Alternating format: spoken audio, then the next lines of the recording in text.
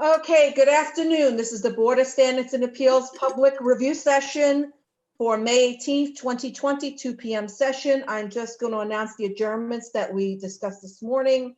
18797 BZ, 14802 Rockaway Boulevard, Queens, 12013 BZ, 1815 Forest Avenue, Staten Island, 2796 BZ, 60204 Coney Island Avenue, Brooklyn, 2018-102A, 241 Grand Street, Brooklyn, and 2017-317 BZ, 1693 Flatbush Avenue, Brooklyn. Those cases are all adjourned and new dates will be assessed. Okay, so the cases to be discussed now are 2019-19A, 107 Manet Avenue, Staten Island. Do you want to begin or let me call all of them? No, you can, no, you can just begin with that. We don't need to do a list. Okay, so it's 2019-19A, 107 Manet Avenue, and it's a GCL 36. Staten Island, sorry. This is a review session, so please don't call in. The public hearing will be after the review session, after we do the next, I think it's 4 cases. Okay. 3 cases, 2 more. 3 cases, sorry. Okay. So with respect to the submission, the most confusing aspect of it is the applicant's statement made without any supporting documentation that the Department of Building continues to require the GCL waiver. I don't understand because you just said it doesn't. So either it does or it doesn't. I think though that the statement of facts addresses the underlying question that the other 3 lots in the development do qualify for GCL 36-3 waivers, and only new lot 260, since it is served by a driveway from lot 262, needs a waiver. So I think that's actually the answer to the question. I just think that the cover letter was confusing. We had also requested clarification about city planning, or I think it actually was DEC's position on the continuation of Manet Avenue or street, and got nothing on that from the agency in question. The statement of fact states that it is DEC's preference not to pave that portion, but we don't have support for that statement. I think that's what drives the hardship argument. Otherwise, this would be an as of right development that doesn't need a GCL 36 waiver. We had a submission earlier from DEC stating that the site wasn't in its jurisdiction. So I'm kind of confused by them saying it's not in our jurisdiction, but at the same time, the applicant representing the DEC opposes the extension of Manet. And when I tried to find going on to DEC's website for the wetland areas, it's really not clear to me whether this spot falls within a protected area, which I think Commissioner Otley Brown mentioned yesterday as being, or not yesterday, at the last hearing as being applicable somehow, but I couldn't find a map that enforces that, and I didn't find one in the folders. So if the applicant could speak to it, or perhaps Commissioner Otley Brown could speak to that. We also requested at the last hearing a cross easement for lot 262 and 260, because you drive off Manet and then you have to pass by one lot in order to get to the other lot. So they need to be on each other's property, and we didn't get a cross easement. We did receive a restrictive declaration for the maintenance of the roadway by the HOA, Homeowners Association. And we also received an Attorney General approved declaration of covenants and certification of incorporation to create an HOA for 7 homes. So that was curious because this is an application for 4 and we see 1 more home above that. So that's 5, where are the other 2? I didn't search for the cross easement in the 43 pages of AG approved documents. Maybe there's a cross easement in there, but nobody told us where to find it. So those were my comments. So now I go to Commissioner Shandal. I didn't have any additional comments on this. Okay. And Commissioner Otley Brown. Yes, I think my comments at the last hearing had to do with me being able to see the hardship of siting the building on the lot because of the adjacent area and the buffer area. I think that's what I was referring to. I don't know about, I don't think I was referring to the building out of the Manny Avenue further. So wait, the adjacent area and the buffer area that is a city planning adjacent area? I know I saw that was labeled, didn't understand whose adjacent area that is. What is that? I don't know, actually. I just remember seeing it on the past site plan. And Okay. so that's what I was referring to. Okay. Okay, so that's what we need clarification on. Is it a Mhm. city planning buffer area or DEC, or what's the situation? Okay. Anything else? No other comments. Okay. Commissioner Sheta? Thank you, Chair. I don't have any further comments in addition to what is said. Thank Okay. you. And Commissioner Shabeta. Yeah, I'm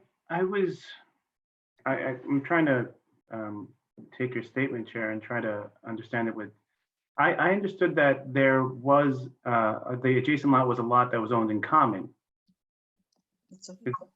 No, it's all one big lot, lot 260, if I got the right number. Yeah. Right now, or before, it was all one big lot 260 that they subdivided into multiple lots.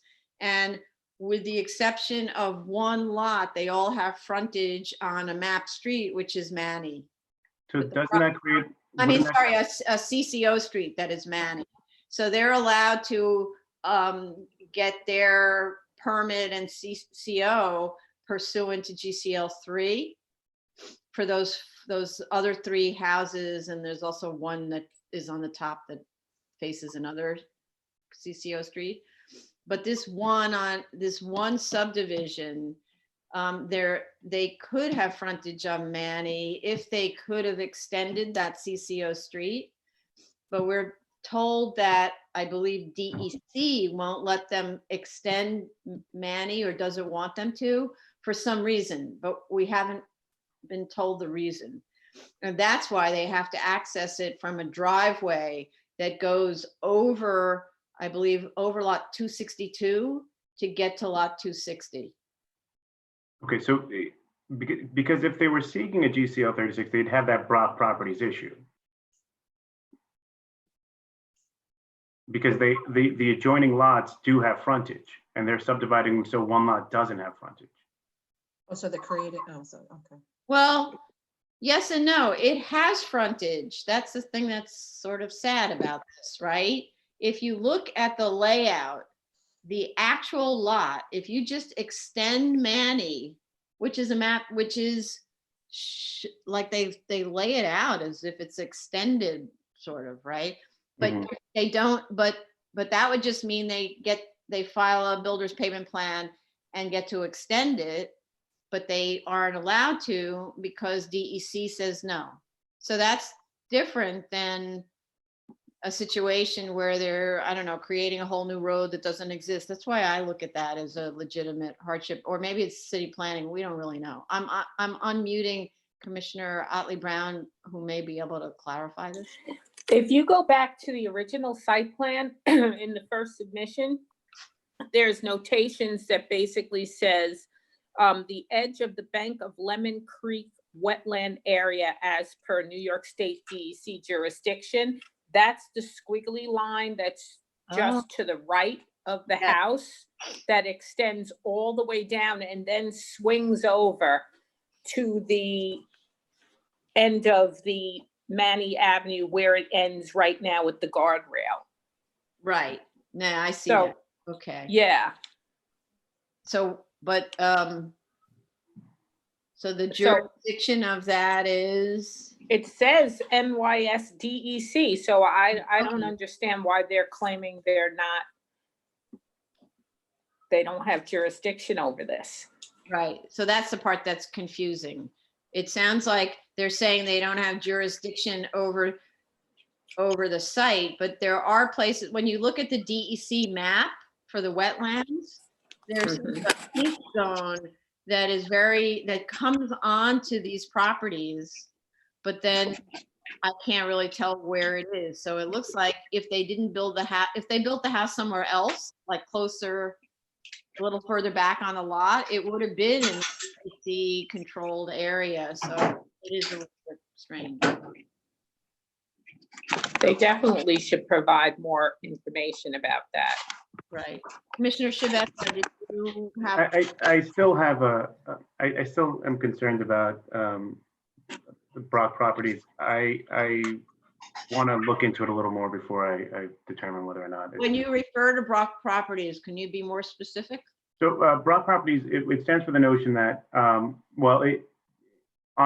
the board at that point, or similar to the board at that point, decided that didn't grant the GCL 36 because one of the reasons why was the property that was subdivided, the way it was subdivided, they could have had access to frontage, but through other properties that they owned, but they chose to go for GCL 36 anyway.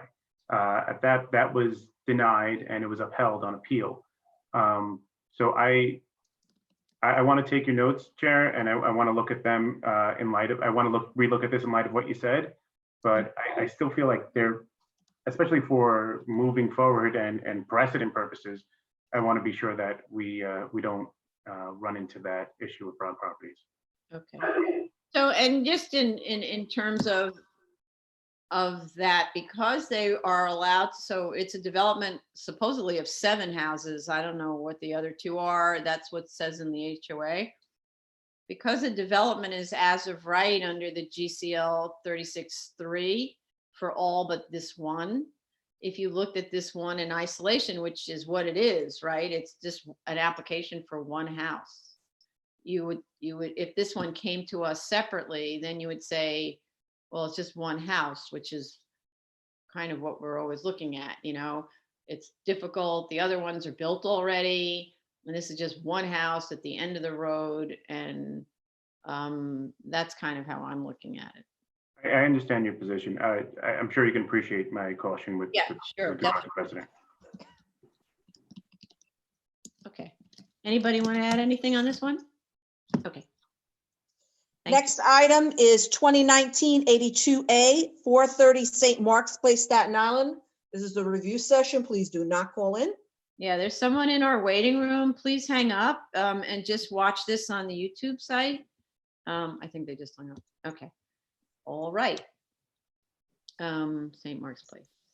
So the open question on this application was whether any bulk waivers under section 7201G were required for a building to be built wholly in the bed of the map street. The applicant received a rather circular objection from DOB saying that there are no bulk regulations in this case, but that they should get a waiver under 7201G. So I'm completely confused. The applicant represents that this means that DOB determination means it doesn't need any waivers. So we won't be granting any waivers, but be forewarned. We still do need fire department on this. So I hope fire department has had a chance to review. And we had asked for, sorry, Tony, you want to say? DOT, I reached, DOT has unfortunately a little delayed in getting back to me. But she gave me a heads up. So one of the comments is going to be about the location of the proposed driveway as per DOB regulations. She couldn't expand on that. They were waiting for a comment from another member of the team. So hopefully we'll have that final soon. With DOB regs or DOT regs? No, she said DOB regs in her email. Okay. All right. As per DOB regulations. All right. So we didn't get the sign off from DOT at all yet.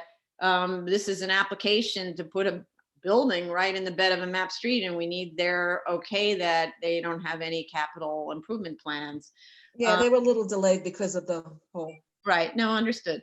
We also had asked for a builder's pavement plan that is responsive to DOB's objections, and I didn't find that unless the one previously supplied was responsive already. It's a little confusing because I looked at the objection sheet, and it says the DOB objection sheet, and it says on builder's pavement plan, show existing full width sidewalk is existing.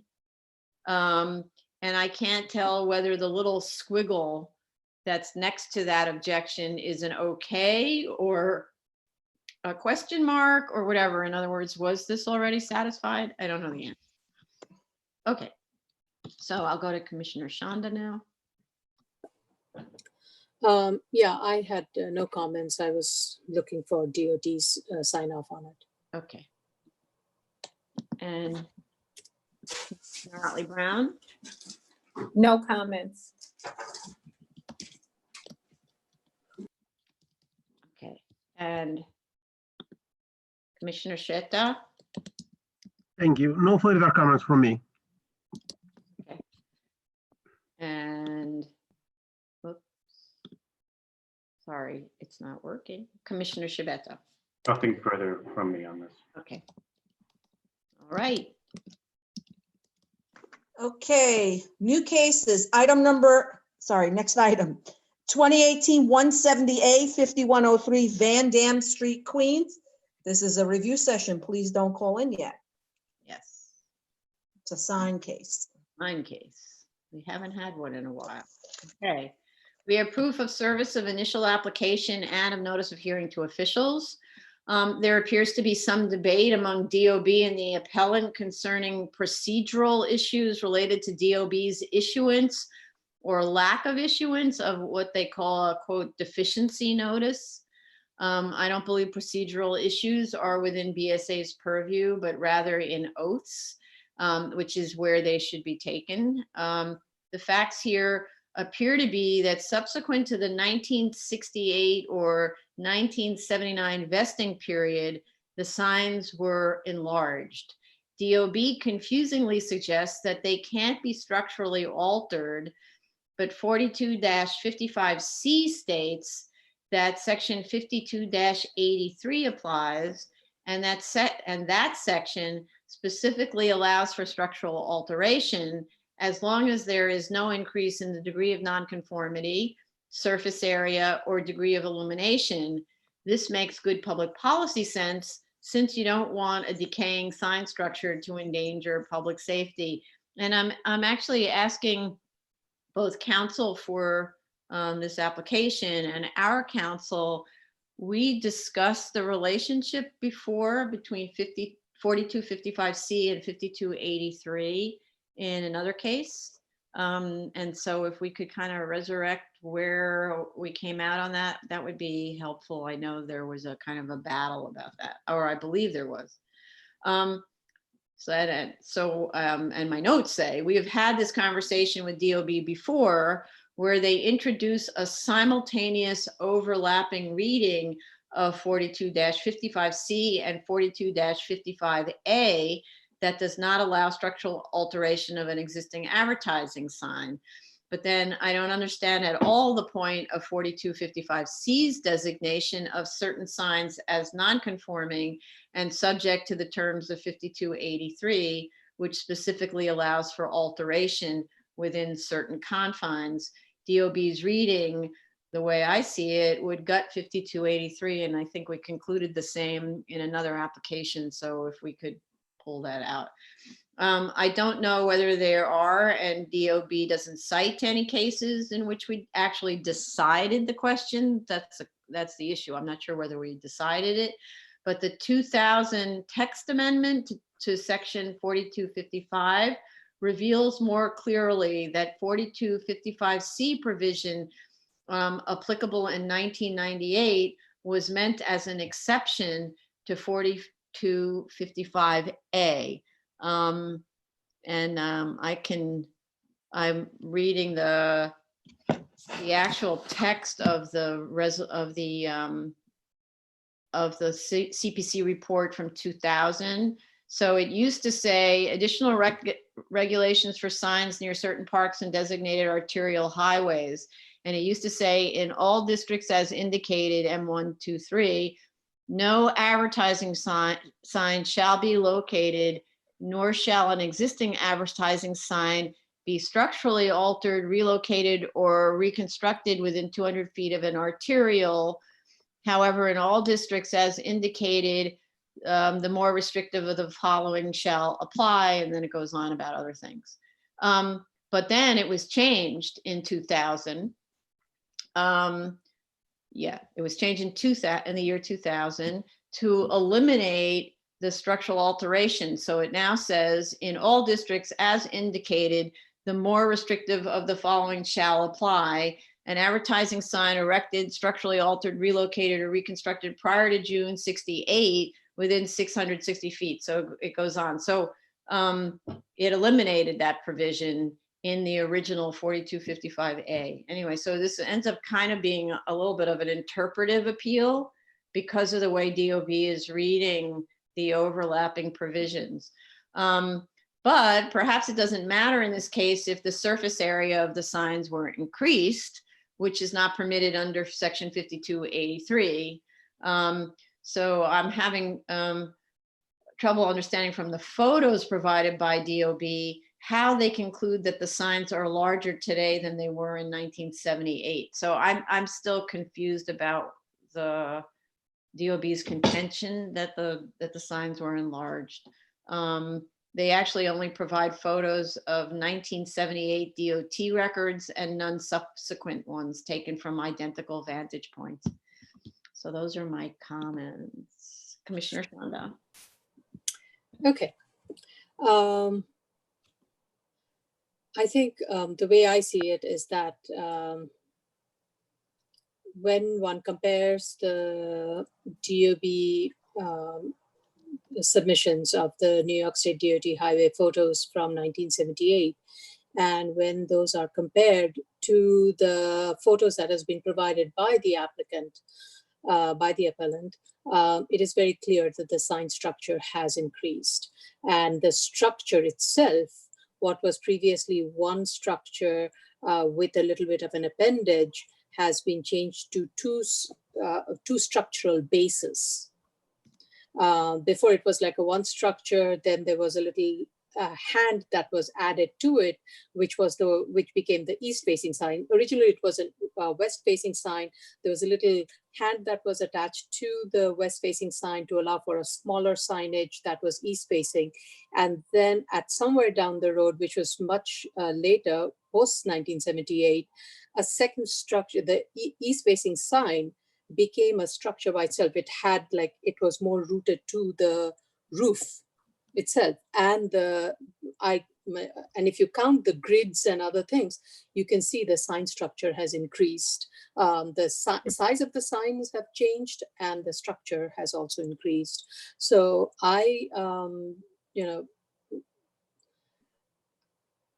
think to consider the sign as shown in the 1978 DOT photos to be legally non-conforming, the sign has to comply with ZR 42-55C2, and thus far no drawings or photos have been provided by the appellant that establishes that the existing sign structure existed prior to June 1st, 1968 to establish the legal non-conformance use of the use status. And I can get into more detail if you want to, but specifically if you look at the east-facing sign structure, and if you look at it is clearly, for me, it was very clear from the photos that the changes were made to the structure and the supporting arm. And the appellant only provided a 1966 certificate of electrical inspection to establish that there were two sign faces that were there, because it says billboards on the roof, but it never talks about how the billboards were placed. Were there one structure? What kind of structure? It's silent on that. So we cannot decipher from that there were two legally conforming sign structures and signs thereby. And when I looked at the historical aerial maps, it seemed like there were alterations that were made. And same thing with the west-facing sign. The west-facing sign, if that's even more clearer, the length of the grid increased from 6 grids in 1978 to 8 grids. Mm-hmm. But so this is about the issue of which provision applies. You're looking at structural alteration, or you're looking at an enlarged sign, which is not allowed? Yes, so basically, the way I'm looking at it, if there was a sign that was there prior to, I mean, there was a sign prior to 1978. If you look at the historical maps and other photos, there was a sign prior to 1978. The question was, in my mind, the question is, was there an alteration made? Absolutely, the alteration was made. Not only was to the structure itself, but also to the size of the signs, and both of them were done after the 1978. So they're not legally conforming, and they should revert back to what was there before 1968, and not what is there today, or what the applicant is stating. Okay, because again, I would like you to go back and just look at your opinion about, you don't have to do it now because it's going to take time to understand it. But you have 5283 that says non-conforming advertising signs in all manufacturing districts. Any non-conforming advertising sign may be structurally altered, reconstructed, or replaced in the same location and position, provided that such structural alteration, reconstruction, or replacement does not result in the creation of a new nonconformity, an increase in the surface area of such sign, or an increase in the degree of illumination of such sign. Right. Right. So if you're saying it was either relocated, which it's not allowed to do. It was, well, I don't know about the east facing. That's the part I'm saying. The east facing sign, there was a new structure that was built. So there would have been a relocation and adjustment of the structure itself. Oh, actually, no, it doesn't say. It says maybe structurally altered or replaced in the same location. So it was structurally, it was definitely based on 5283, it was structurally altered. But structurally altered is not prohibited under 5283. That's a point. So 5283 says you can structurally alter it, but you cannot move it to a new location. It has to be in the same location, and you can't increase the degree of nonconformity. And it did increase the degree of nonconformity, because the sign, what was, first of all, I mean, it was structurally altered to allow for 2 bigger signs. Okay. So I also think it's the more conservative of the 2 that should be looked into. In this case, you could make structural alteration, but that doesn't mean structural alteration means it's to improve the existing structure, but not to add a new structure. And that's what it did. It added a new structure. The east-facing sign is adding a new structure. It was bolted to the floor. The east-facing sign is now bolted to the roof, which it was not before. okay. So to me, that's a new structure. And I mean, and that allowed for the sign also therefore to become much bigger than what is permitted. All right. Okay. All right. Anything else? No, All right. Thank you. Commissioner Otley Brown? So to me, I think the signs fail ZR section 52-83 because they were enlarged. And I think that DOB did a good job of approving the ways in which those signs are larger in dimension than they were when they were first installed.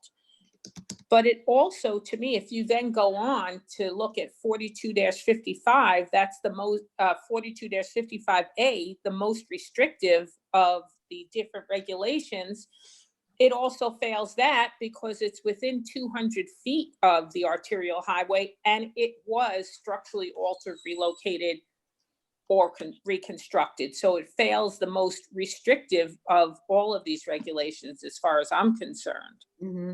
Okay. And so therefore, I don't think it should deserve to keep its non-conforming status. Okay, and we'll get some background information on what we discussed at prior hearings about this conflict between these two provisions, because they actually give opposite instructions. But are they really in conflict? Because to me, 5283 is more referring to everything in the M1, M2, M3, and 4255 is qualifying that by being more restrictive concerning the ones that are in view to arterials. Okay. So fair. I look at it as that as a necking down in Mhm. terms of restriction between 5283 down to 4255. Mhm. Okay, fair. Mhm. Okay. Commissioner Sheta. Thank you, Chair. The way I understood this case, and I believe I would say it's so simple that it could be decided like in less than 3 hearings, I believe, based on the information that we got so far. I believe the issue here, and that's what I got from the DOB submission, it's not just the structural alternation. It is the DOB performed. First of all, there is a 1998 permit that allowed the owner to do some structural work, to do some changes to the site. And after 13 years of issuing that permit, DOB all of a sudden performed an audit and decided to revoke that permit. And that was close to the time that the owner tried to get these two signs registered with DOB. And this is when the DOB said, no, you cannot register them. You're not permitted to do that. They are illegal. I believe the issue with DOB, and I hope their counsel, if he's going to be with us in a moment to correct me on that, is they believe that the way these signs were originally permitted, they were just one face measured 80 feet by 31 feet. And at the time of the registration, the owner was asking to register 2 faces, east and west, and the dimensions, the service area was much more. And based on the audit that DOB performed, like I said, 15 years after the issuance of that 98 permit, they were missing, it was a missing link in the case. What permitted these signs to go from one face 80 by 30 to 2 faces about 60 by 20 each? I believe this is the issue here. I have the following questions. I'm going to go through them for the owner and the DOB. Number one, for the registration forms, I start with the owner. For the registration forms, I don't see any basis in the registration forms filed by the PE from the owner side to the DOB, rather than, this is my opinion, the PE signed and sealed this, said, based on my understanding, they are legal, non-conformant, please register them. I don't see any basis for that. Like I said, I share that question with DOB. If these 2 signs were permitted as, I'm sorry, if this signage was permitted as one face measuring 80 by 31 or so, what is the permitting effort that was approved by DOB and enabled the owner to change from one face to 2 faces, which they call them number 98 and number 99 in their registration forms? If the owner has any permit issued by DOB, we would like to see that. If not, I believe it's a done deal. We need supporting documents. I'm talking about the outline document, the timeline document that was submitted by the owner. That was like a really nice document, but it made me like crazy flipping the different documents of the case for hours and hours. If you're gonna submit a timeline document, I would rather attach to this one these documents and number them. And in the timeline, when you mention an event, just in the front of that, say this document entitled such and such, document number XYZ. That makes it much more easy for us to follow. But the timeline document, I believe it need to be resubmitted, attaching all the supporting documents numbered to this timeline thing.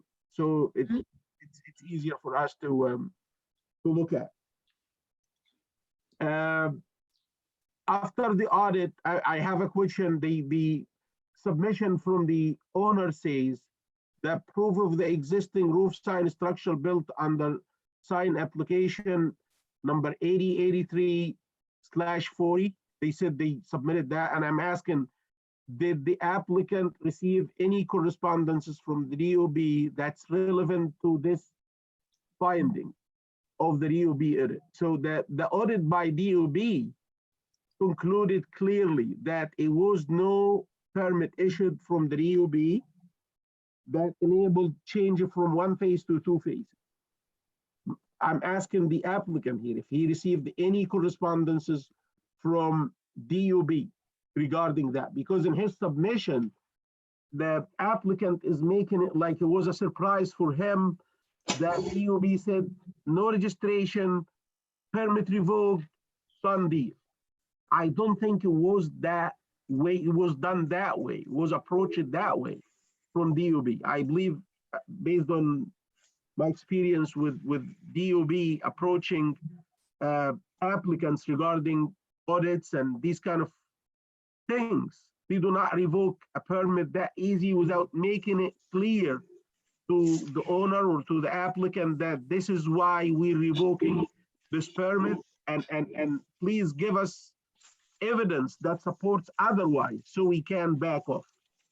I'm not sure if this kind of communication was there or not, but if it was there, I would like the applicant to show us that. Again, once again, I feel like the 1998 permit was the bad guy, that neither the applicant or the appellant nor the DOB wanted to talk a lot about that kind of permit. DOB maybe because they revoked it in 13 years after the issuance.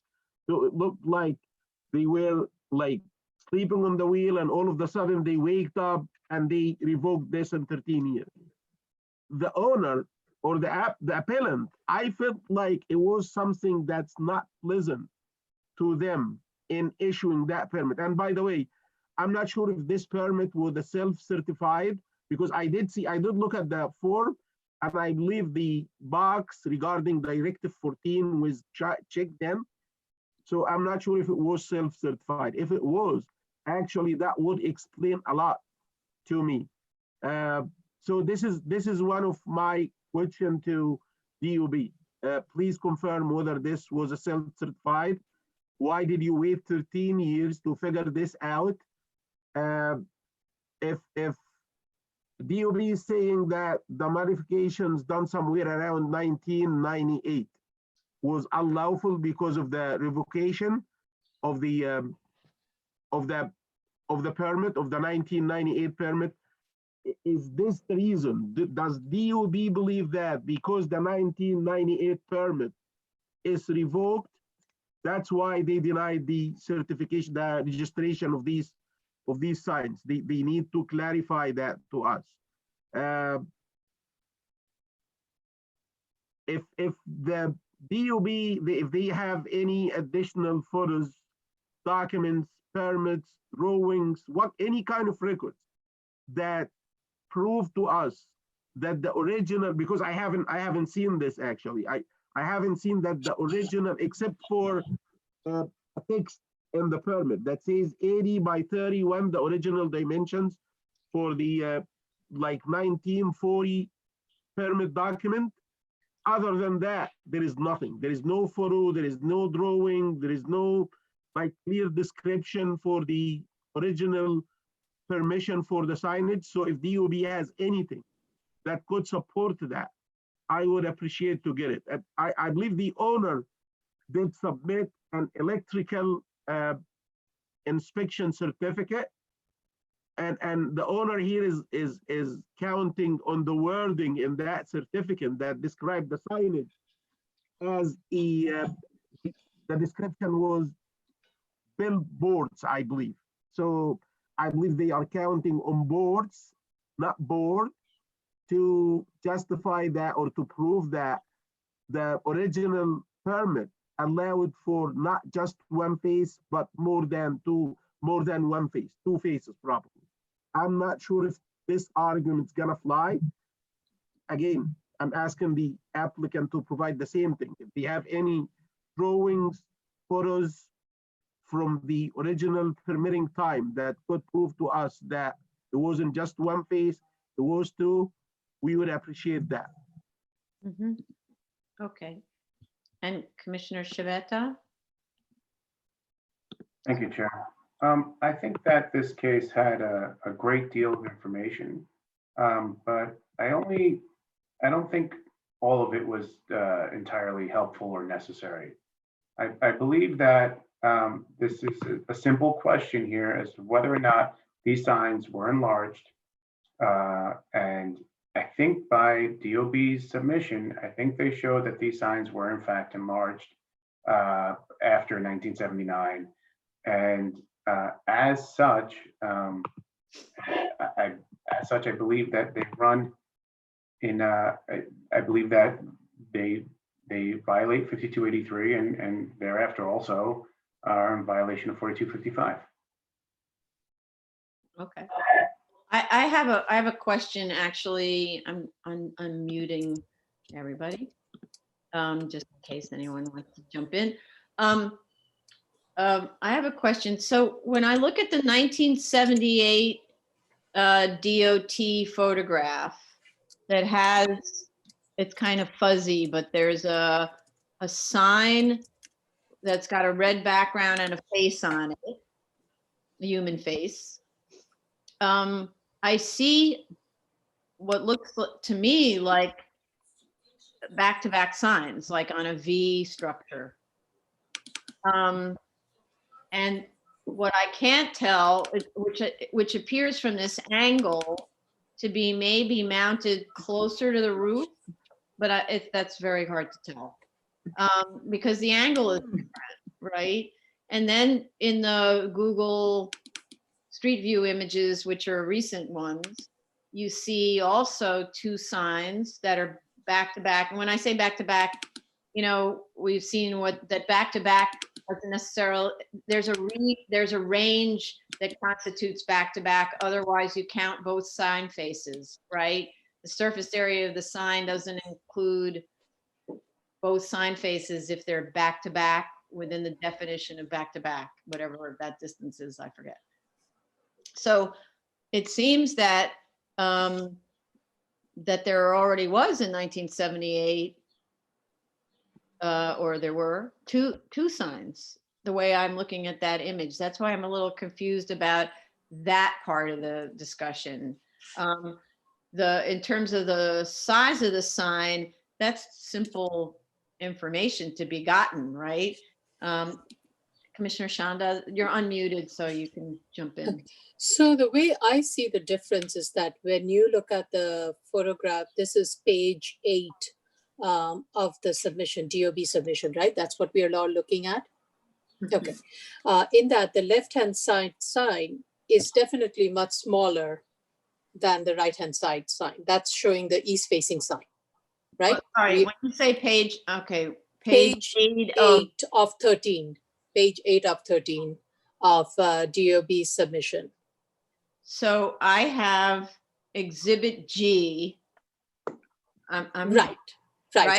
So we're talking Photographs about of east. Exhibit G, which is photographs, right? Right. So the photo that's on the left-hand side. Wait. So now I go to page 8 of that list. Right. And if you. Yeah, okay. That's taken in 1978 on the right side. Yeah, okay. And the left-hand side is 2018. No, I believe, Commissioner, I believe Vice Chair is talking about the document itself. The chair is looking at the appendix. Right, no, I'm talking about the letter, because the letter also, You're talking about the, I'm sorry, you're talking about sorry, the letter? yeah, Okay, this so, is dated October 16, 2019. yeah, so you're talking about DOB's letter, which is a 12-page letter. Is that what you're talking Right, yeah, about? Okay, so now let's do it again. Okay, so page 8 of right. the letter doesn't have an image on it. No, page 9. If you go over with the PDF, it's page 9. Page 9, okay. Yeah. All right, So you Oh, can I see the, yeah, okay. okay. Now, go back to the earlier page, which shows an aerial view. So Sure. from those, which shows the aerial view, on the left-hand side is the aerial view from 1980, and the right-hand side is the aerial view from 2018. Sorry, where are you looking now? The page Page before that, Page 7 on the PDF. Chair. page Page- 7. Page of- 6 of the PDF. 7. Page 7 of Oh. 13. 7's not an aerial view. Okay, so I don't know, my PDFs are different than your Yeah, PDFs. if They're you look at the aerial top view. of the page, if you look at the top of the actual page, you'll see 7 of 13 as opposed to what you're opening it up as a PDF. No, it says page 6 of 12. Maybe I'm looking at something different. I don't know. No, it's Yeah, 12, are you yes, looking at yes. the October submission? October 16? 2019? Yes, October 15th, 2019. We're looking at October 16th, 2019. No, I do have 15 as well. I have October 15. Oh, I see. There is also a 16. There was a later one. I don't know why. Okay, October 16. All right, so they added a little something. Okay, so we don't know what they did. But on that one, I don't have any. Oh, here we go. Page 7 of 30. Okay, they're the same images. It's on page 6 on the day before submission, and on page 7 on the day after submission. Okay. Okay, let's do. So on the page 7, you see the aerial view. And in that, on the left-hand side, you see there's an arm sticking out from the west-facing sign. No. It's There's within the like red a- triangle. If you look at the red I mean, rectangle, the red rectangle, sorry. Okay, I see the red rectangle. And there's an arm on which one? there's like a J-shaped arm that's sticking Oh. out from the west-facing sign towards the east-facing sign. No, but so when you say there's this thing, it's on the old 1978 photo. 1980. 1980. 1980 aerial. Oh, 1980 aerial. Okay, right, okay. And then when you look at the latest structural, What is that? so it was like an arm. It was an arm that was attached to the west-facing sign. No, it could have been a pipe. That's what I need. It's really hard to do this forensic. You can't see anything. Like, There what's that have was to do with there this? was another photo I had seen where that was much. It was definitely not a structure that was sitting on the roof, as you see in the aerial photo subsequently, because you don't see the structures on the roof on the western side in the 1980 as you see in the later ones. So to me, that led me to agree with DOB that there was a structural alteration that was made. The arm? And the structural alteration definitely was made because now you have more of the structure sitting on the roof than it did before. If you look at, forget about the arm even. If you just look at the amount of structure that is sitting on the roof on the 1980 and compare to the amount of structure that is sitting on the roof today, it is definitely a lot more and it has been increased. The width of the structure has increased. So there is a structural alteration that has been made and you're not allowed to do that. So, okay, so if you take the 4255 analysis and you say it applies because this is an arterial and the more restrictive applies because you're necking it down for arterials, then any structural alteration and the applicant would have to show us that what we see in these recent Google satellite images is the same as what we see badly in this historical aerial. So, I feel like this is, what was that great film, Blow Up, where you have to go deeper and deeper and deeper and refine it and refine it and refine it. It's, for me, I can't really tell what's going on based on what I see in that little PDF. Maybe DOB can give us some clearer images, but I can't really figure it out. But that's for the applicant to do, to show us that those two pictures are actually the same, assuming 4255 should be applying because it's a necking down of the regulation, right? Well, yeah, I mean, I agree with Commissioner Otley Brown in terms of that these are two separate elements, 5283 and 4255 are two elements there. It's not one overriding the other one. And so then the other one, which would make it the simplest, is if it's bigger. And I know DOB has this little diagram where they put a little rectangle around on the close-up. That's the thing that's on page 10. Yeah. Where they And put that a little rectangle around it and say that's the part that's bigger. right. And that is very telling of the east side also. If you compare the two photos, forget about the structure. If you look at the two signs, on the east facing also, it varies. The sign size has increased significantly. And also from the west facing sign, that is on page 10, if you look at the structural grid that is behind it, because the angle of this is very similar, the structural grid that is behind the west facing supporting the east, there's a lot more structure that has been added. If you look at the Google map photo of 2018, a lot more structure that has been added to support the east facing sign than that was there with the east facing sign in 1978.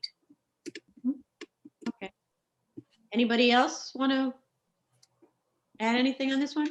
No, I believe from the photos on this document, it's crystal clear, I would say, that the size, not of the structure, but of the signage itself is not the same.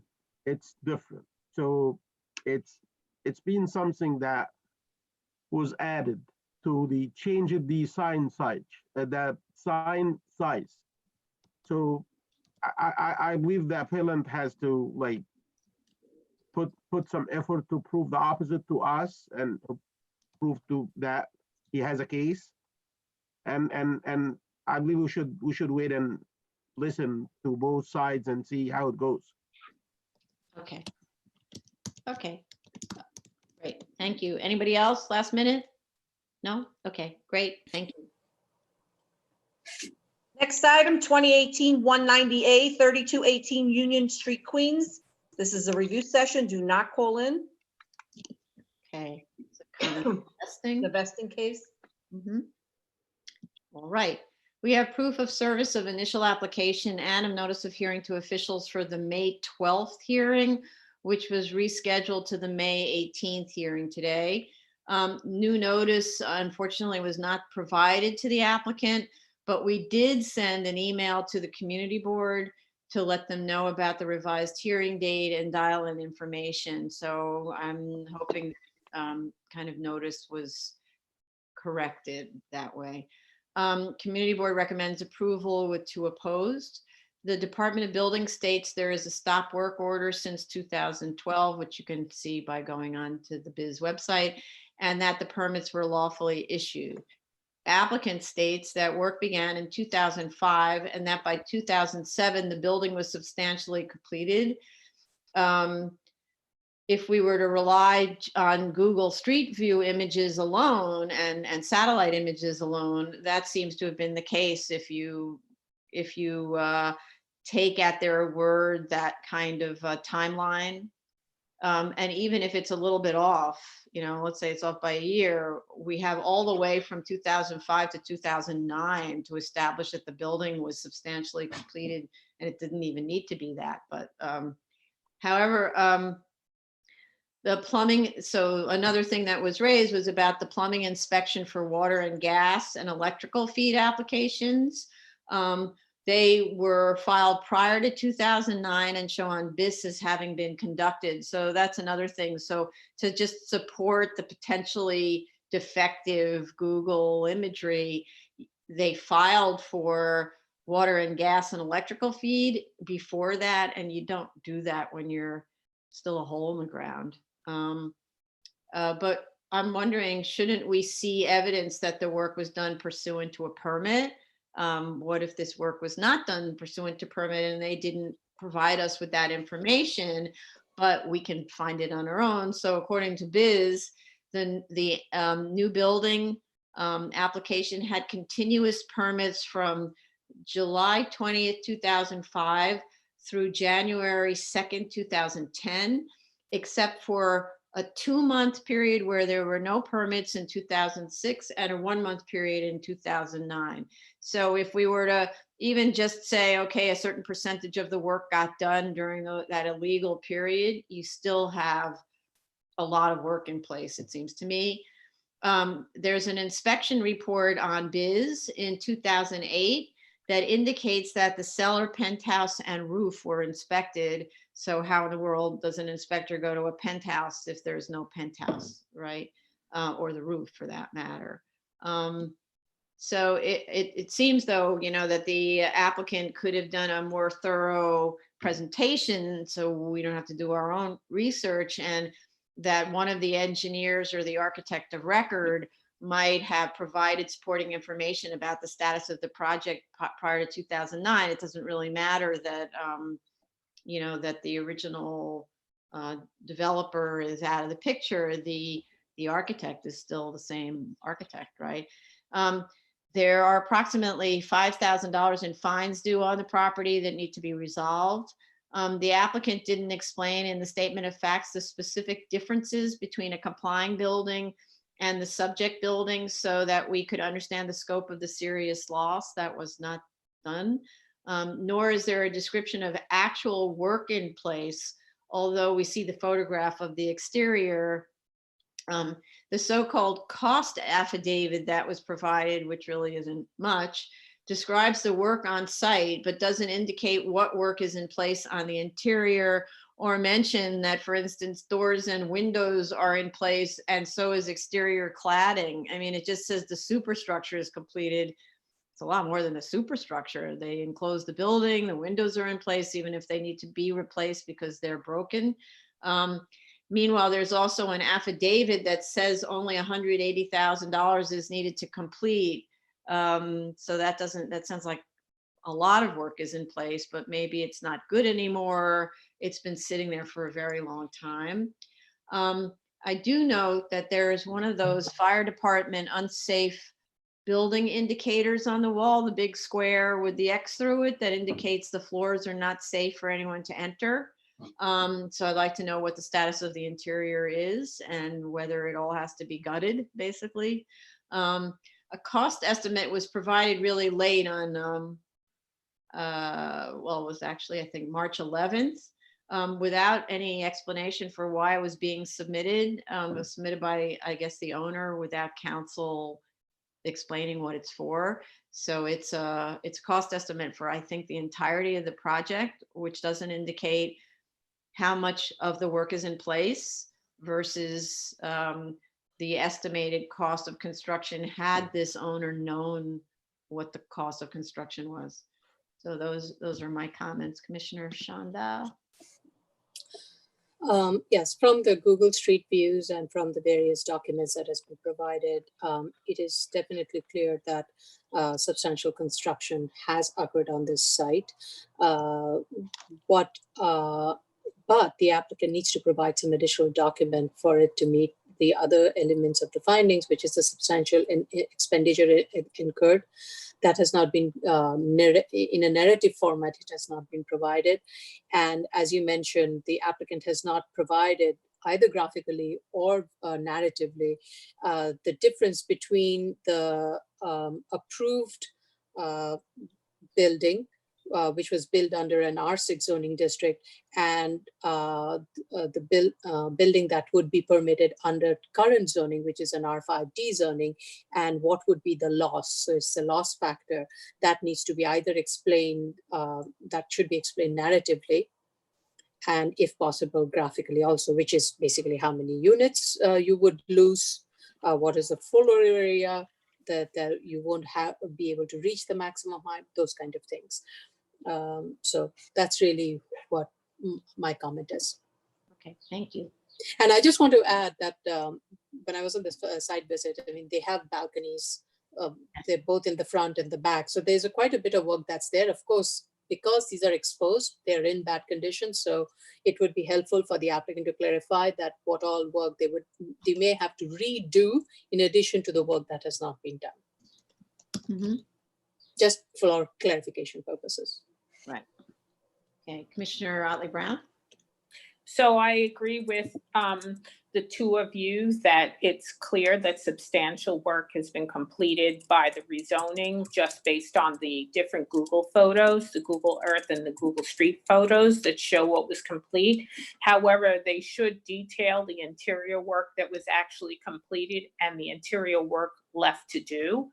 I had a question about the stop work order of 2012, because if the building appears in 2007, much like it looks today when you go by the site, which it does, what work was being done that had to be stopped? That's one question. And then the next question is, has that work been discounted? Because we have no detail as to what they claim was done to even know what they claim was done that might have been illegal work. Mm-hmm. Okay. Then as for the expenditures, I understand that, you know, because it was a prior owner, they haven't been able to get those financial records. I mean, most certainly for a building to have reached that level of completion, money was spent. We know that. We just really need to know how much.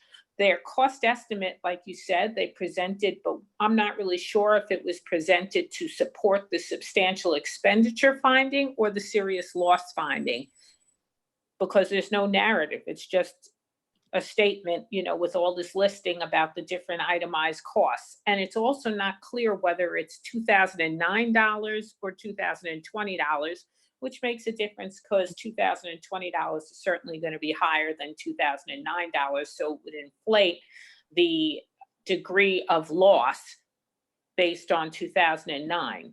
However, if what I could glean from reading through the paperwork and looking at all the charts on the plans, it seemed like the R5D project requires a front yard and side yards, of which this project doesn't seem to have, as well as it has a height limit, which would require at least one floor coming off, even if there weren't front and side yard requirements. It seems like basically the entire building would have to be demolished, and you wouldn't be able to build anything worthwhile with the side yard requirements and the fact that it's just a 25-foot wide lot.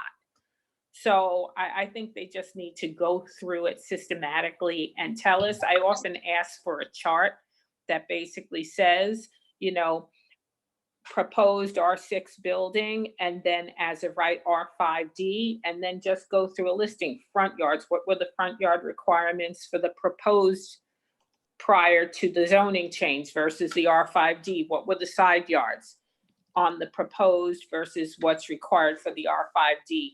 What's the, you know, what's the wall height? What's the total height? What's the number of units? And just do a quick comparison, and that'll basically make it clear to us whether or not any part of that building could stand with the new zoning.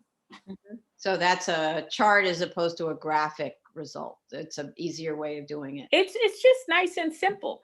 We Yeah. just need to hit those major indicators and see how they changed. Mm-hmm. Okay, great, thank you. All right, Commissioner Sheta.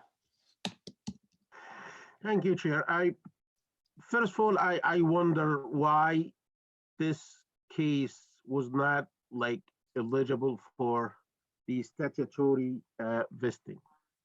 I'll explain what that is. Yeah, They had 2 years to complete construction after the 2009 rezoning. And because of their financial difficulties, they didn't. So they, by 2011, end of 2011, they needed to have completed their project. That's what would account for the stop work in 2012. I see. So initially, DOB allowed them to go ahead and move forward, but because they didn't finish in 2 years, that's why the issue was initiated. Yes, seems to me. Okay, I got it. That was one of my like questions. Why wasn't that possible? But since it was, I see now how DOB issued that stop work order and Mhm. things got to where they got. I have nothing further Okay, than, yeah, thank you. and Commissioner Shabeta, sorry, there you go. Thank you, Chair. To me, practically speaking, it's pretty clear to me that they have secured their vested right to complete construction. That being said, it's a bit frustrating. While the documents provided and the images, it's clear that sufficient legal construction is completed to satisfy the substantial work finding. They need to provide certain details, as Commissioner Otley-Brown stated. I think they do need to go back to the findings and put the substantial expenditures and the serious loss into a narrative form. But I think this is just a matter of putting the pencil to the paper, and I think they have everything they need to. All they need to do is put it together. Right. Exactly. Yeah, okay, great. Anybody else? Any last minutes? Okay, thanks. Okay. So that concludes the public review session for May 18th, 2020. And now we will now call for the hearing. So now we are on hearing. So you can now call in for your case. So the first case is 2019-19A, 107 Manet Avenue, Staten Island. Mr. Dale, call in.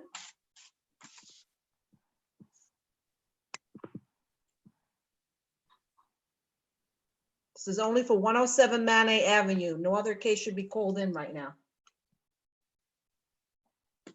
Let me email Todd.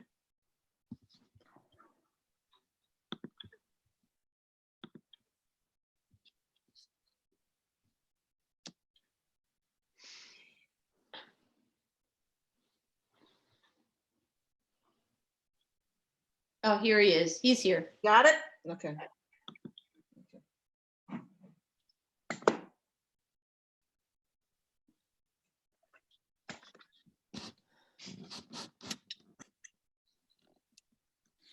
Todd, Good afternoon. good afternoon. Haven't heard. Proceed. Okay. We can Hi, hear good you. afternoon. Hope everyone's well. This is Todd Dale for the applicant. Did listen to the review session, understand clearly the questions that were raised by the board. We will make a submission to each of those points. I believe we'll be able to address them all, but I will just briefly try and address them now to hopefully provide a little bit of clarity and maybe set a clear agenda for what we need to submit. The first item to bring up is just to know there's some question about the DEC and the wetlands, and to clarify what the issue with DEC is. With respect to the wetlands, in referencing the most recent site plan, the October 1st site plan, or actually any of the site plans, the proposed building is actually not in the wetlands. And there was a letter from DEC submitted saying that it is not in their jurisdiction. The issue that arose is that there is an existing guardrail at the end of Manny Avenue. It's not quite at the end, but it's the end of the currently paved and improved portion of Manny Avenue. And to move that guardrail, it is my understanding that they would need to get a permit and authorization from DEC. During the course of development, it was in discussion with DEC that DEC expressed a preference that an application to move the guardrail not be filed because they wanted to maintain the guardrail, and therefore the current design was born out of that. Oh, that's the part that's not, Okay. so what? So there's a guardrail. It wouldn't be the first time somebody removes a guardrail. What is it that the guardrail is preventing from happening? Or what is it the guardrail does that DEC would care? We'll include that in a submission because I'd like the engineers, the architects to speak to that. But upon information belief is described to me is that DEC prefers to keep an additional buffer from those existing wetlands. Okay, so I'm sorry to interrupt. Sure. Can you clarify on the site plan or with a DEC map where the outline of the wetlands are, or maybe it's an adjacent area to a wetlands? That's the part we haven't been provided with any information to say Understood. what happens on the other side of that guardrail that's so bad. Okay, understood. Just to point out, if you look at the most recent site plan, the shaded area is the actual wetlands area. I'm looking at the October 1st, the one that was submitted October. There is a hatched area, which would be to the right side of the plan, which would be the south. That is the wetlands area. There is indicated in there where the existing guardrail is, and that is actually would be sort of where those barriers are located. Those barriers that are located, sort of the interlocking chain look, there is an existing guardrail that's indicated right there. So actually, that is all wooded area currently, and it's undeveloped and is proposed to be maintained that way. when you look at the survey, that's where I got confused. And when you look at the survey, there is a notation pointing at a dash line, which is almost beyond the property line of this lot 260. It's, basically lines up with the corner of that property line.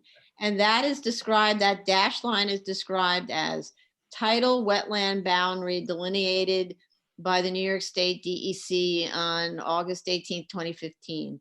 So it's very far back from where you would extend Manny to.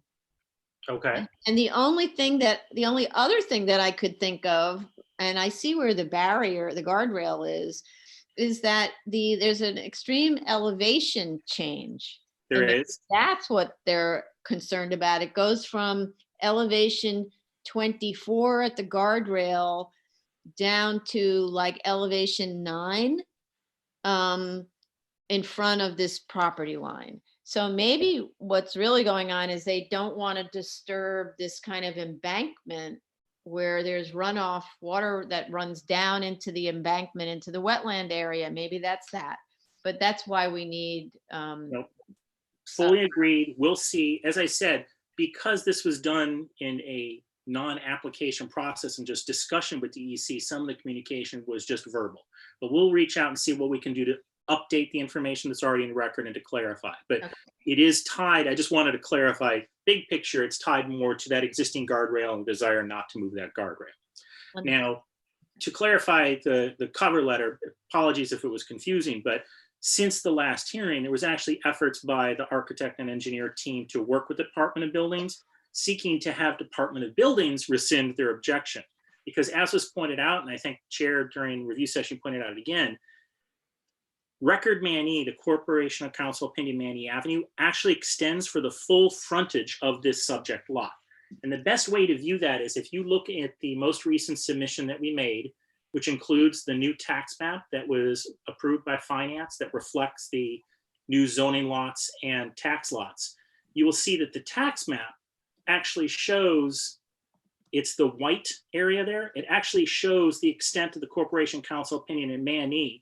And you can see that Manny actually does run for the full western frontage of lot 260, all right? So when we went back to Department of Buildings, we sought to try and have them rescind their objection, which would then make this application moot, saying, well, we do have frontage on a street that would allow for the exception under GCL 36.3. Department of Buildings was not willing to rescind the objection, which would require us to continue to pursue this application with the board in conjunction with everything else. But And I guess it's because you had to put it, you still have to put a driveway in. You still don't have fire department, fire truck access that's, effectively. I don't want to speak for the Department of Buildings, but just efforts were made after the discussion we had previously to see if this could be resolved through them. They were not willing to proceed that way, so that's why we're still going with this application. I So, see. Okay. but we'll definitely get clarification with respect to the DEC, the elevation, and the guardrail. Mhm. With respect to the cross easement, our office did not draft that HOA, but we will either point out in the HOA the cross easement provisions more specifically, or if we need to supplement the draft restrictive declaration provided and include cross easement, we'll include that, but we'll do that for the next. Okay. You don't know if there's a cross easement in the HOA in all those 43 pages? Your impression that there When was? I read through it, there were provisions about easement for access for sewer and access over the common areas. Now, just to clarify, and this came up with the HOA and the fact that the 7 homes, I do believe that there may have been, there's been a reduction in the number of homes. But to confirm, this HOA doesn't just include these homes that are fronting on Manny. It includes homes that are fronting on Bayview, which is the existing street to the east, or excuse me, to the east. And the reason it includes Bayview is that there are city sewer lines in Bayview and there are not sewer lines in Manny. And if you look at the site connection proposal approval that we submitted, there is a proposal to run to connect to the sewer lines in Bayview. And that is why those homes are included as part of this HOA, but they're existing homes that are proposed to be developed. But we'll get clarification on the numbers of the HOA. As I said, since our office didn't do it, I don't know the full status, but it's my understanding that there may have originally been 5 homes that were proposed on Manny, that it was reduced to 4, but that a revision of the HOA was not completed prior to this approval because everything would be contingent on the GCL approval. They sort of, everything runs hand in hand, but we'll get clarification on that. Okay, great. Cross easement DEC 7.5. I also just wanted to say to Commissioner Shabetta's comments, we can provide some information with respect to Brock, but we believe that this can be distinguished from Brock. I would say that just initially 2 big distinctions are, in Brock, there was a proposal for only a 16-foot wide access lane that the fire department objected to. And just initially, in this instance, the fire department does not object to the type of access we propose and that the widths meet all code standards. So we're not trying to present what would be in this case an insufficient, not code compliant access to the site. So that's one big difference. And Brock would stand for the proposition that it gives the board the right to look for alternate means of access. But we would say that in this instance, they're really, keeping the guardrail where it is and not improving Manny, that there would be no alternate means of access to lot 260. But we'll address Brock, but that's the key distinction between these two, between this instance and the instance in the Brock development pattern. Thank you, Council. I also, if you could do that in light of this is the way this subdivision was made, that would be helpful, because in Brock, one of the issues was that they were making multiple subdivisions and seeking GCL 36 waivers. And as you stated earlier, there was other means of egress outside of asking to front on that street. So if you could add that into your analysis, I'd appreciate that. Sure. Thank you. Great. So I believe that those are the key things. So what we'll do is we'll review the cross easement and either point it out or supplement the declaration. We will expand upon the DEC, the elevation, the guardrail issue, and we'll see if there's any documentation from DEC. As I said, I don't believe there was initially because no formal application was done, but we'll expand on that. We will review the HOA and review Brock. Okay, with respect to the DEC, we understand that perhaps you won't be able to get a letter. Let's just say for argument's sake, you can't. But the people who were present at that meeting would know why DEC wanted to keep the guardrail where it is. It's not for some like emotional connection to a guardrail. There's obviously, right? It's a very nice guardrail, but you are correct. Yes.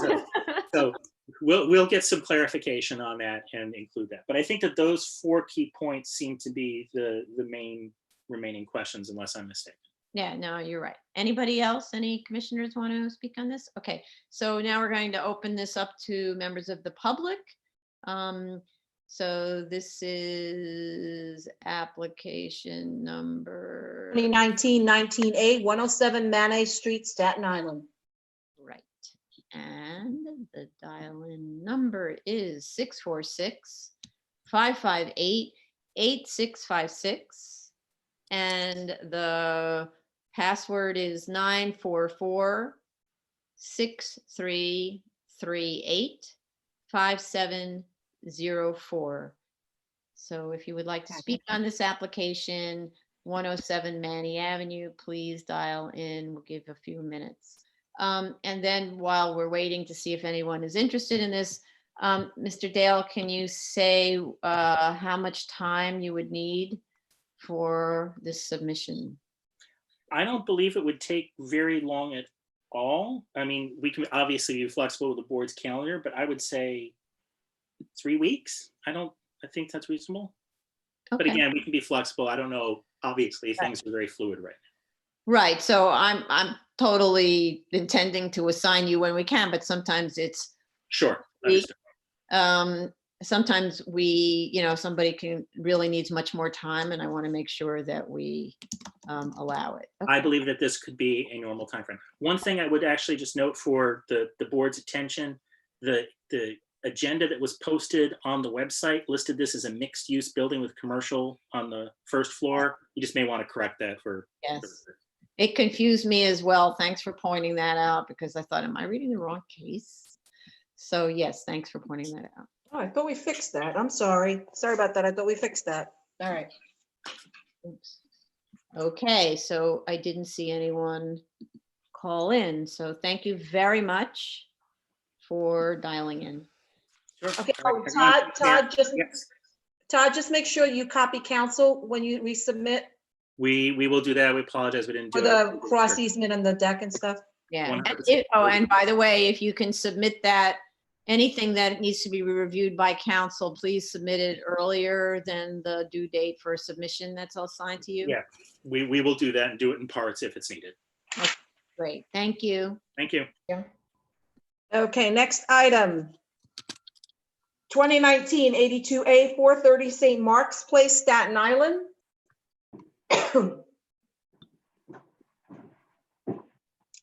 See, Elise is connecting. Yeah, and we got fire department, they're fine. On, sorry, on what? So fire department sent a letter on St. Mark's. So they said that they reviewed the plans. Applications will be filed with Department of Buildings for a new standpipe and sprinkler system. A fire hydrant is located directly in front of the proposed building. Based on the foregoing, department has no objection to the above reference application. Okay, great, thanks. There we go. So there's Elise. Staten. Hi, Elise Fullader from Eric Palatnik PC on behalf of the applicant. We reached out, as you noticed, to the commissioner in Staten Island, and as part of the email, he stated the proposed building is located entirely within the bed of a map street, so we don't think there would be any additional objections. So I guess, unfortunately, his objection sheet was a little confusing, but I thought the email stated that they don't need any additional objections. So hold on to that email I'm telling you, because when you finally go back to DOB, they may say, no, this says you need a waiver. It says, therefore, obtain BSA waiver pursuant to 7201G. So they travel together. Understood. We will definitely hold on to that email. And then in regards to the BPP, as part of the notice of comments, we gave you a copy of those objections that you pointed out, and there's a sticky note that says go back for BSA approval. And I was told by the expediter that he could not get BSA approval for the BPP. He could not get DOB approval for the BPP until he got BSA approval for the BPP, and that's why that sticky note was on it. Oh, but the question, I'm just looking at what the objection sheet says. It says BPP plan show existing full width sidewalk is existing. That seemed like their only objection. I can have, since we have to do another submission anyway, because we're waiting for DOT, I can point out where that sidewalk is on my next cover letter for clarification. Okay, no, but it was rather, was the BP plan amended to show the existing full width of the existing sidewalk? I That's, believe it was, but I will point that out with the BPP on my next submission because we have to do one anyway because we're waiting for DOT.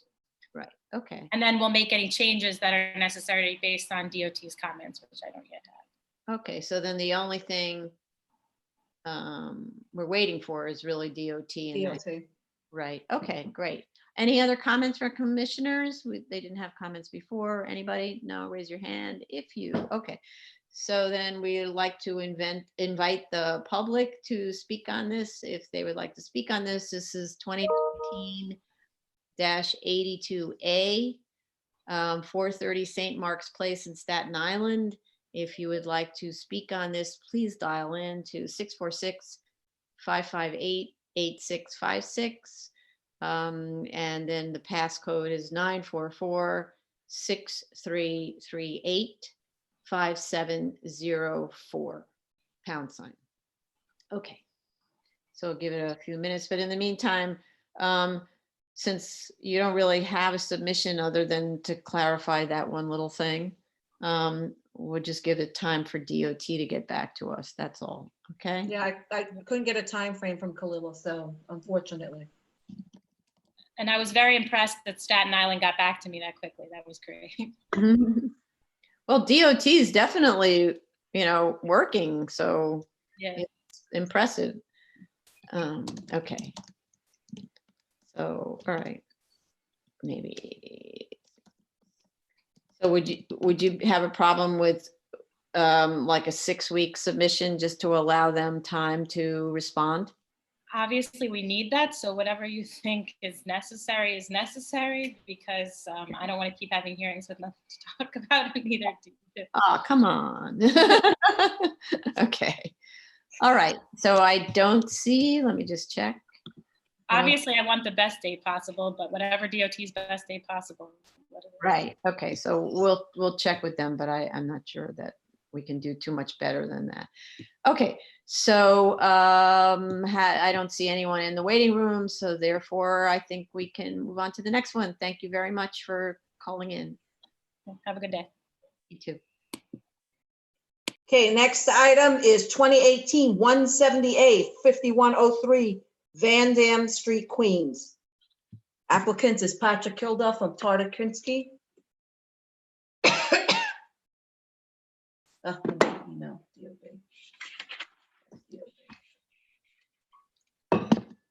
Have people been giving their phone numbers so that you can text? some of them have, yeah. I just have to keep chasing some of them.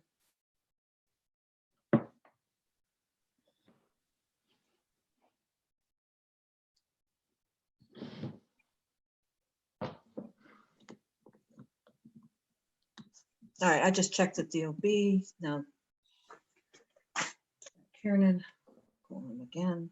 DOB, I think, said they're not going to participate in this hearing. Oh, did they say? No, No? that's the vesting one. They weren't gonna make another submission. They Okay. weren't gonna make another submission, but they're not, Oh, I see. Okay. because based on the postponements, they'd already responded. Mhm.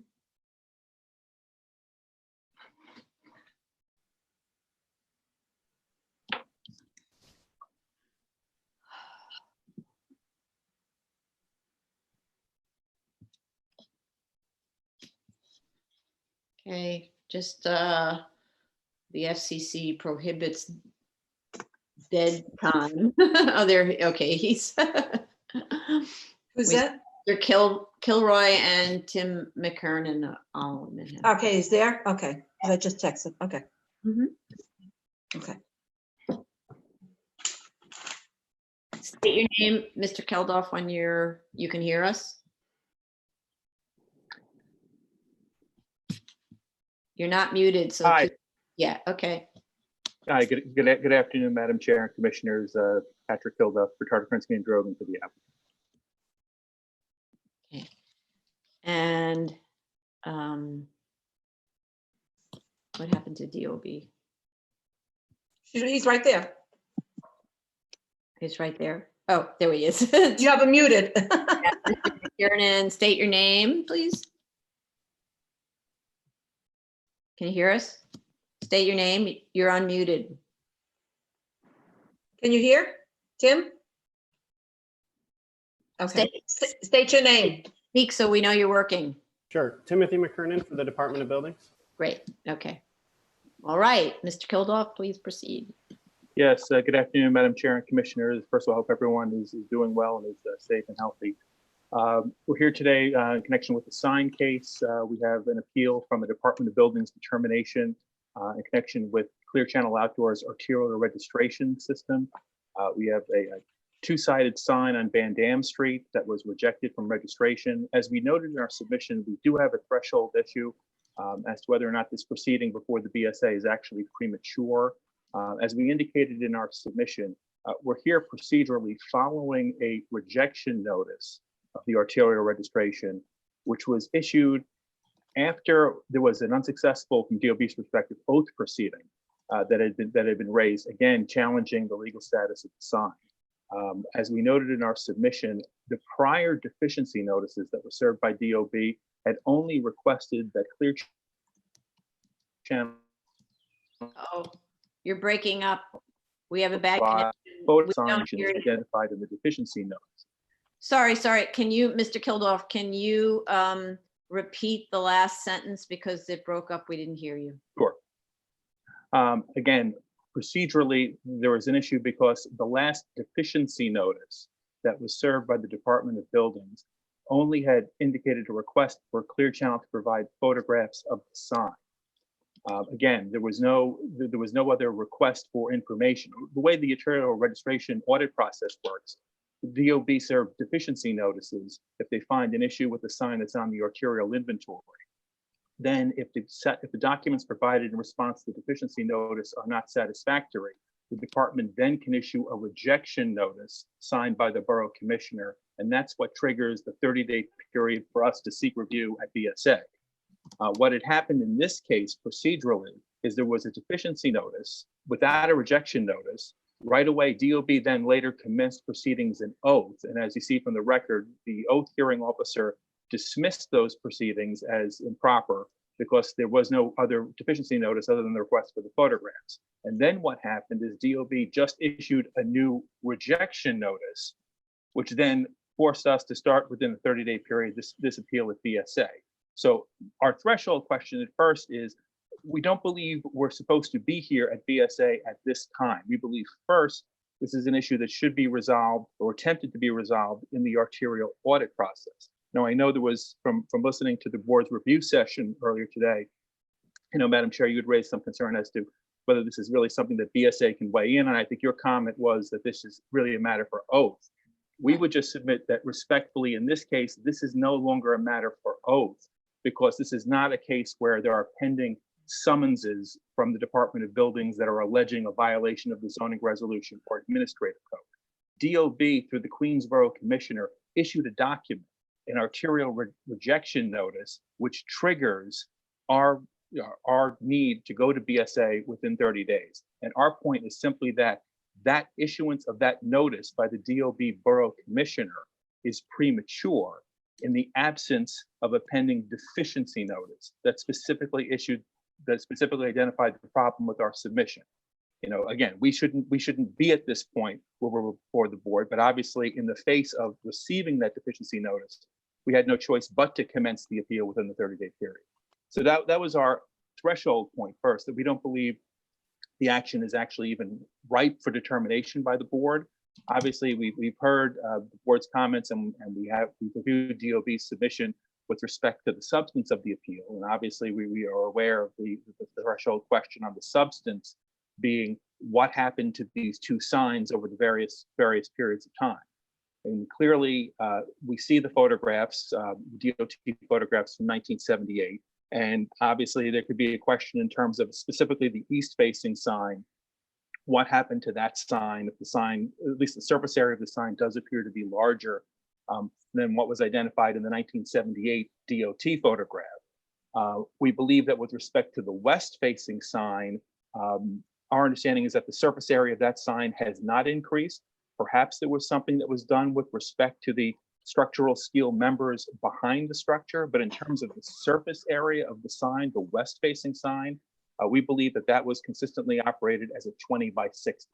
So we agree there may be an issue with respect to surface area on the east-facing sign. This, again, that does appear to be smaller in the images that we saw. But again, we think there is a question of the interplay between ZR 4255 and ZR 5283, as Madam Chair, as you pointed out at the outset of the comments. So what we would propose to do is we would address that in our later submission. First, the interplay between 4255 and 5283.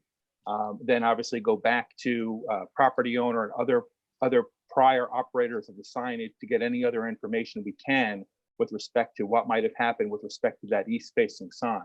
Again, just so that everyone is cognizant of the fact, the applicant on the appeal is Clear Channel, the registered outdoor advertising company. So it's not the record owner of the property. So, we will have to, check again with the record owner of the property to see if they have any information with respect to that or this 1998 DOB permit filing that Commissioner Sheta, I know, spent a great deal of time discussing as well. But again, I think we have a procedural question first, should we be here at this point? And then on the substance, what happened with respect to the two signs? And that's what we're gonna Okay, give you some- so with respect to the procedural question, the board can't dig around in whether notice was properly served and so on. We get an objection from DOB that basically says, your sign application is denied. That's it. That's how people get here, right? And whether they served it in the right order or not is really between you and DOB and oath and so on, if you want to keep pursuing that. But that sounds more like you're just working on, the classic things that happen at the environment ECB, where people say, oh, I was improperly served, they're short for, you should dismiss the violation. We don't work on those kinds of things unless there was improper notice. Right? That's the only kind of form of procedure that'll hold up a hearing for us. But the question that's presented to us, once DOB says we reject your permit now, is was your sign a legal sign in 1978 or 79? And is it the same sign? Right? Well, that's well, what's for us. I appreciate the point, Madam Chair, but just again on that, this is not, we're not talking about a traditional case of a rejection of a permit application. This is a statutory construct for arterial sign registration. And I think it does go to the sufficiency of the notices, because the statute clearly talks about the two tiers of the notices, the deficiency notice and then the rejection notice, which is what the predicate is to filing the appeal at the BSA. And we think in this case, it's clear there was no new deficiency notice. I mean, the DOB can't point to a new deficiency notice that was issued. So with no extant or pending deficiency notice, there is no basis to serve a rejection notice. I mean, we can get into and go back and forth, and we've used with other arterial locations, back and forth in terms of legal status of the sign. But I don't even think that's the issue here. I mean, here, I just think that what happened is, DOB, I think, maybe jumped the gun in terms of going straight to rejection without going through this other process. And I'm saying we obviously had to file, because if we didn't file, then they'd say that we had abandoned our right to contest. Okay. So, but couldn't DOB cure this by just issuing a whole bunch of those letters in the right order, and then we're back where we are? what they could do, Madam Chair, is they could issue deficiency notices that specifically identify the problems that they have with the submission and make the arguments with respect to the east-facing sign we think has this issue, the west-facing sign has that issue. But then at least there is a process through the sign enforcement unit where we could work through to try to resolve any of those objections there. There's also, and the reason why that's an important process, Madam Chair, is that there are also other alternatives other than just continuing to use the sign for traditional off-site advertising sign purposes. For example, with respect to the east-facing sign, if it were ultimately to be determined that there was some improper change in that sign, and that therefore that face could not be used for a legal non-conforming use as an advertising sign, there are plenty of locations that Clear Channel and other registered outdoor advertising companies operate along the arterials within 200 feet that have been modified with DOB's blessing to display non-commercial, non-advertising copy at surface areas of 500 square foot or less, 500 square feet or less. So I'm just raising that point to say that there is a universe of options other than just, hey, you don't have non-conforming use as an advertising sign, so all use there must terminate. This is the type of discussion that I think we could be getting into with sign enforcement were we back in that box. But again, if we're not going to be back, or the board is not going to make some determination that this is improperly before the board at this time, and we're going to go forward on the merits, then again, as I'd indicated before, I think this is a question of seeing whatever else we can provide you, and again, talking with the property owner and any other former operators with respect to what happened with respect to the east sign, that 1998 permit filing. I know Commissioner Sheta had also asked for some clarification or I guess a further amendment to our timeline or a better linking of the documents that were indicated on the timeline. So we can definitely do that as well. And again, marry that with the discussion of the interplay between 4255 and 5283.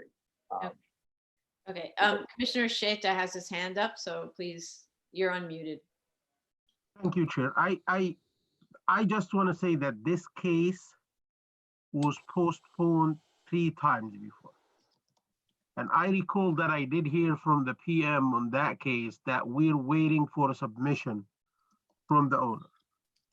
But I haven't seen a submission before this hearing that we're in right now. So they got a chance to submit before this hearing. They got a big chance, and we got nothing, actually, practically. This is one thing. The other thing, I started to feel like this case is being dragged and delayed. It's just a time game, time game. So I don't want to drag this case any further. I believe this case is very simple, and it's simply whether these signs are legal or not. We're not gonna dig whether DOB said, give me X, Y, and Z, and you gave him just X and Y, and they didn't go back to you and say, hey, where is Z and W? It doesn't work here at the BSA like that. We do not dig into communications between DOB and applicants for sign registrations or anything else. DOB asked for something. They thought that the information they got is not enough. They send you a deficiency notice, ask them for whatever. You send them the evidence, they looked at it, and I just looked at the final rejection notice, and it says that the information you provided are not enough. Then enough, done.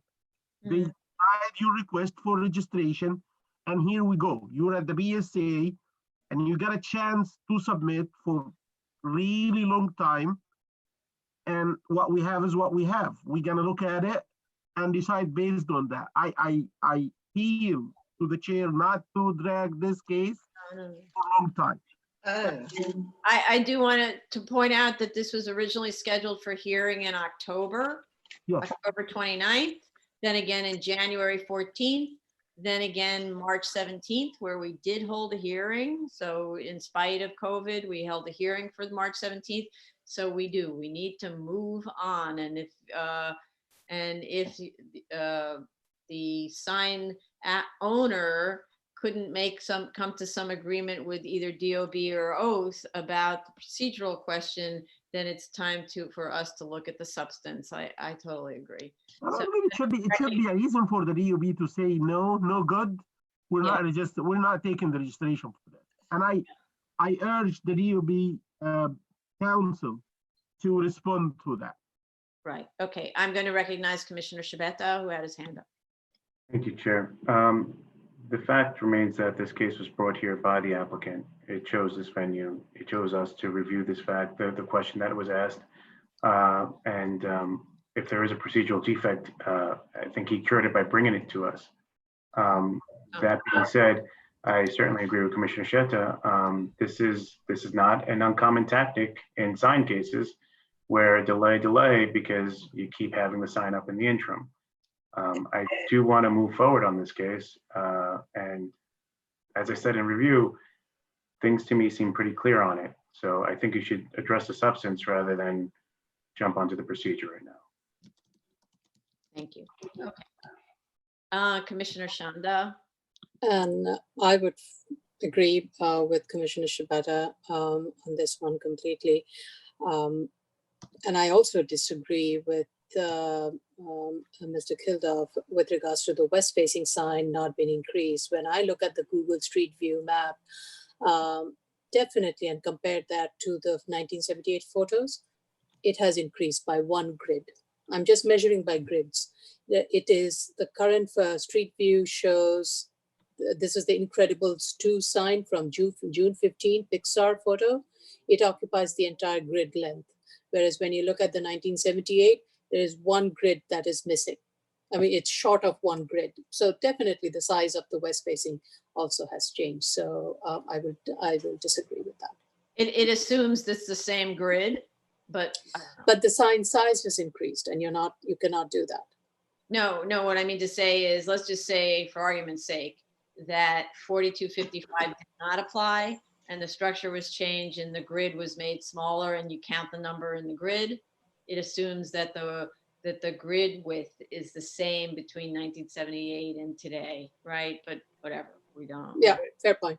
Okay. Yes, and then Madam Chair, that was going to be my point with respect to the west-facing sign specifically. Again, we understand that surface area has been at an industry standard of 20 by 60, 1,200 square feet. Just with respect to, I take the board's comments with respect to the procedural point, respectfully with respect to Commissioner Shibata's point. I mean, obviously, we did have to take this appeal within the 30 days, or else we would have been accused of abandoning it. We were not, I mean, procedurally, I mean, obviously, this is the first substantive hearing we have had on this case. We are mindful of the board's ambition and the desire to have this case resolved, and we're prepared to do that. It's just, again, I felt obligated to raise the point that there was a procedural misstep here, I believe, on the part of DOB in going forward in this way without having identified a deficiency notice. Okay, DOB is disagreeing by shaking his head, but we're going to actually let I'm not surprised.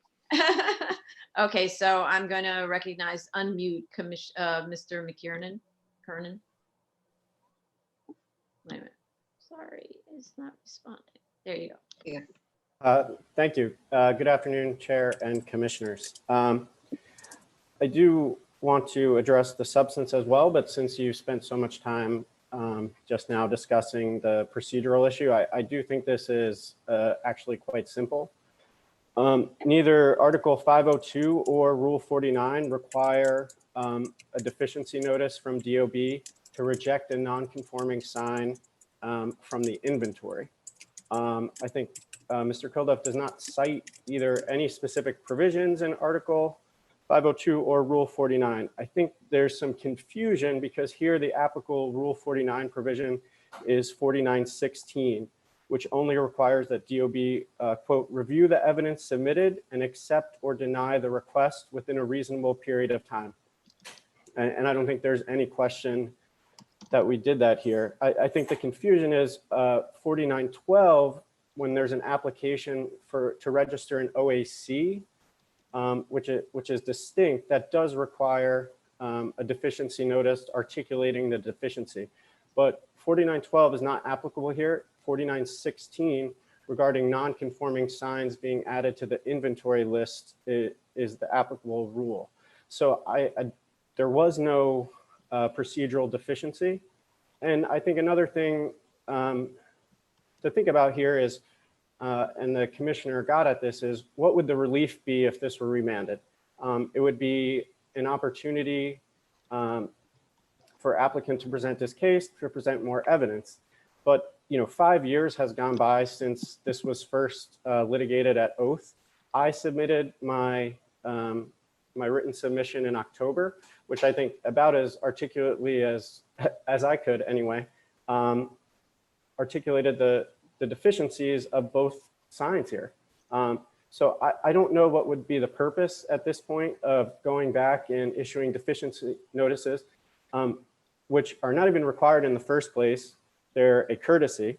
We did issue a deficiency notice, and then we issued the rejections all consistent with Article 502 and Rule 49. So I don't think there's any procedural issue here at all. Okay, there. Commissioner Sheta has his hand up, so go ahead. Thank you, Chair. I was confused by the many documents submitted from both sides, but I want to get this clear.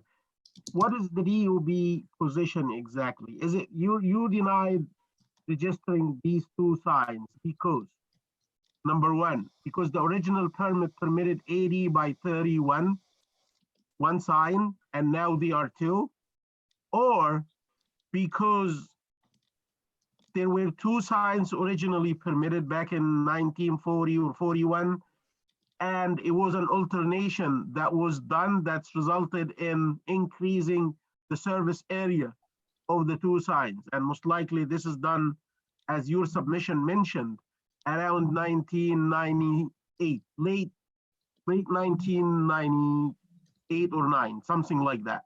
Which position you hold? Right, that's a good question. And I think the root explaining your confusion here is that new evidence was discovered just in 2019. I think Commissioner Sheta, you were the one who discovered historicaerials.com, or that's the first time I heard about it when you were discussing it during a hearing. And then also, so that I didn't know about that website and DOB didn't know about that website until approximately 2018 or 2019. The other new source of information here is the New York State Department of Transportation photographs, also which we obtained in 2019. So if you draw a line before 2018, why we rejected these signs originally, this was before my involvement, was because there was not sufficient photographic evidence to demonstrate that the signs that existed today. So now I'm talking about 2014 when we first issued the deficiency notice. It's possible that our rejection was lost and we prosecuted at oath. So at that time, we didn't have any of that new evidence. And our issue was that they did not provide sufficient evidence that the signs as they existed in 2014 were the same signs that existed in 1979, which applicant represented traced all the way back to the 1940 permit. Mm-hmm. So when we rejected in 2014, it was because there wasn't sufficient proof that was there, and what was there in 2014 was the same tracing back to 1940. Now, if you jump forward to after 2018, when we've acquired two very important and key to our case pieces of evidence here, that's the historic aerials photo and the New York State Department of Transportation photos. And what I think really our case is very simple, is those two pieces of evidence combined show that the signs that were there in 1979 were altered after that. We think, my best guess is that that happened in 1998 when they submitted an application that actually labeled what their work was as a refurbishment. And I don't believe that application in 1998 actually detailed that they were enlarging the surface area of the sign unlawfully. I acknowledge that we took quite some time to revoke that permit, but I think the case law is quite clear. If the applicant with diligence, it's the Parkview case, with diligence can reasonably find out that what they're doing is illegal, then they cannot rely on a DOB permit. So that's why that permit and our revocation of it is, well, that's why our revocation of that permit is valid. And that's why this case is very simple. The signs as they exist today are both of them, the east facing and west facing, are larger than they were in 1979, which is the applicable date pursuant to 4255. Anybody else? Any other? Was that 1998 permit was a Directive 14? Because I believe I saw something like that. Was it a self-certified application? From what I can tell from Biz, I don't believe. So I think there's two things. There's professionally certified, and then Directive 14 is self-certifying corrections. I actually don't believe that was professionally certified. I do believe DOB did approve that permit, but I think the issue with that was that we did not know that based on the documents that I submitted as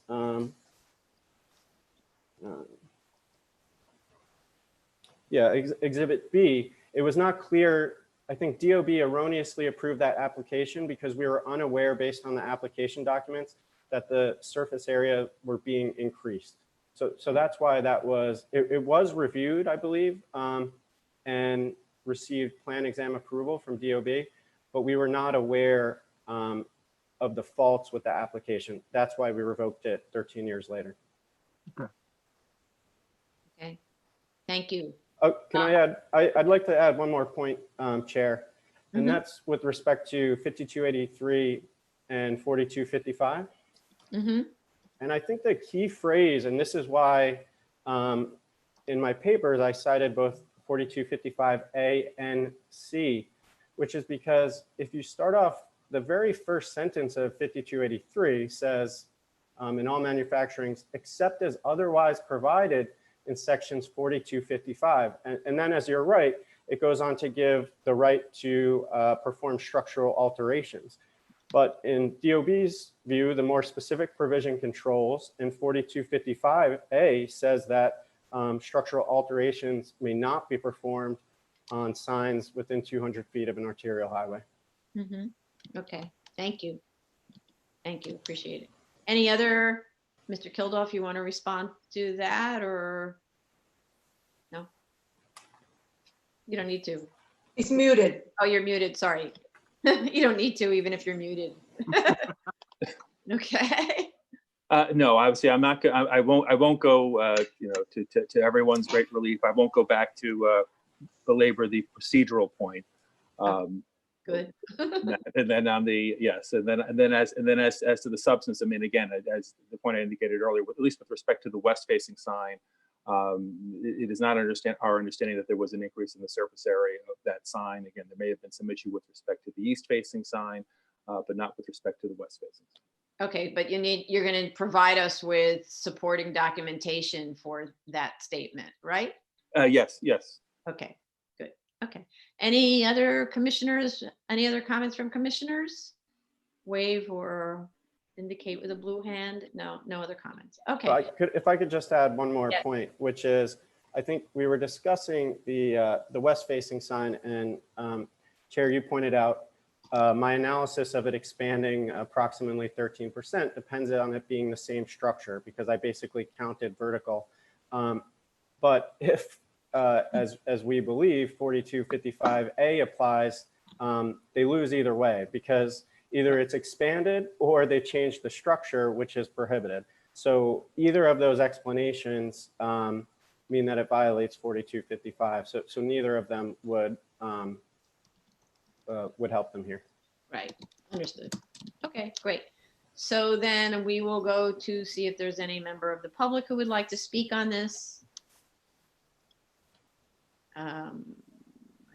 This is 2018-170A, 5102 Van Dam Street, sorry, Queens. right. So we'll give them a little time to dial in. Dial in number is 646-558-8656. And this is meeting ID number 944-6338-5704. And while we wait to see if anyone is interested in speaking on this, I'd like to ask both parties how much time they would need, starting off with Mr. Kildoff. How much time would you need to respond to this? 4 weeks, Your Honor. 4 weeks to respond, and then DOB from there? I don't think we really have anything new to add. So I think if you want to do the reply, sir reply 3 weeks after his submission, I think would be fine. Okay. So just a reply and a sir reply, and Mr. Kildoff, do you want to have an opportunity to respond? I would, Madam Chair. Okay, so then another 2 weeks after that? That would be fine. Okay, so we'll set the date specifically. This is a guide for us to see where we can put you on the calendar, okay? Certainly. Sure, and the only thing I would ask is that right now I have another hearing on July 13th and /14th. So if it could just be a different, the math is close enough that I just want to note if it could be a different date than that, I'd appreciate it. Okay. Okay, great. I don't think the math ends up there anyway, so, but let's see. Okay, great. Thank you very much, both of you, for calling in and participating. And I don't see any members of the public who indicated interest. Okay, great. Thank you. Thank you. Thank you, Madam Chair. Thank you, Commissioners. Bye. Okay, next item is 2018-198, 3218 Union Street, Queens. The applicant is Richard Lobel. Members of the public, please wait to call in till the chair recognizes you. So I know we might have a member of the public calling. Oh, okay. Or the owner, there's someone from the owner's thing or whatever. Well, that's an app. Someone from the That's- owner would be an applicant. That's an applicant, I'm sorry, yes. I see David Rosenberg. We're letting him in. Yeah.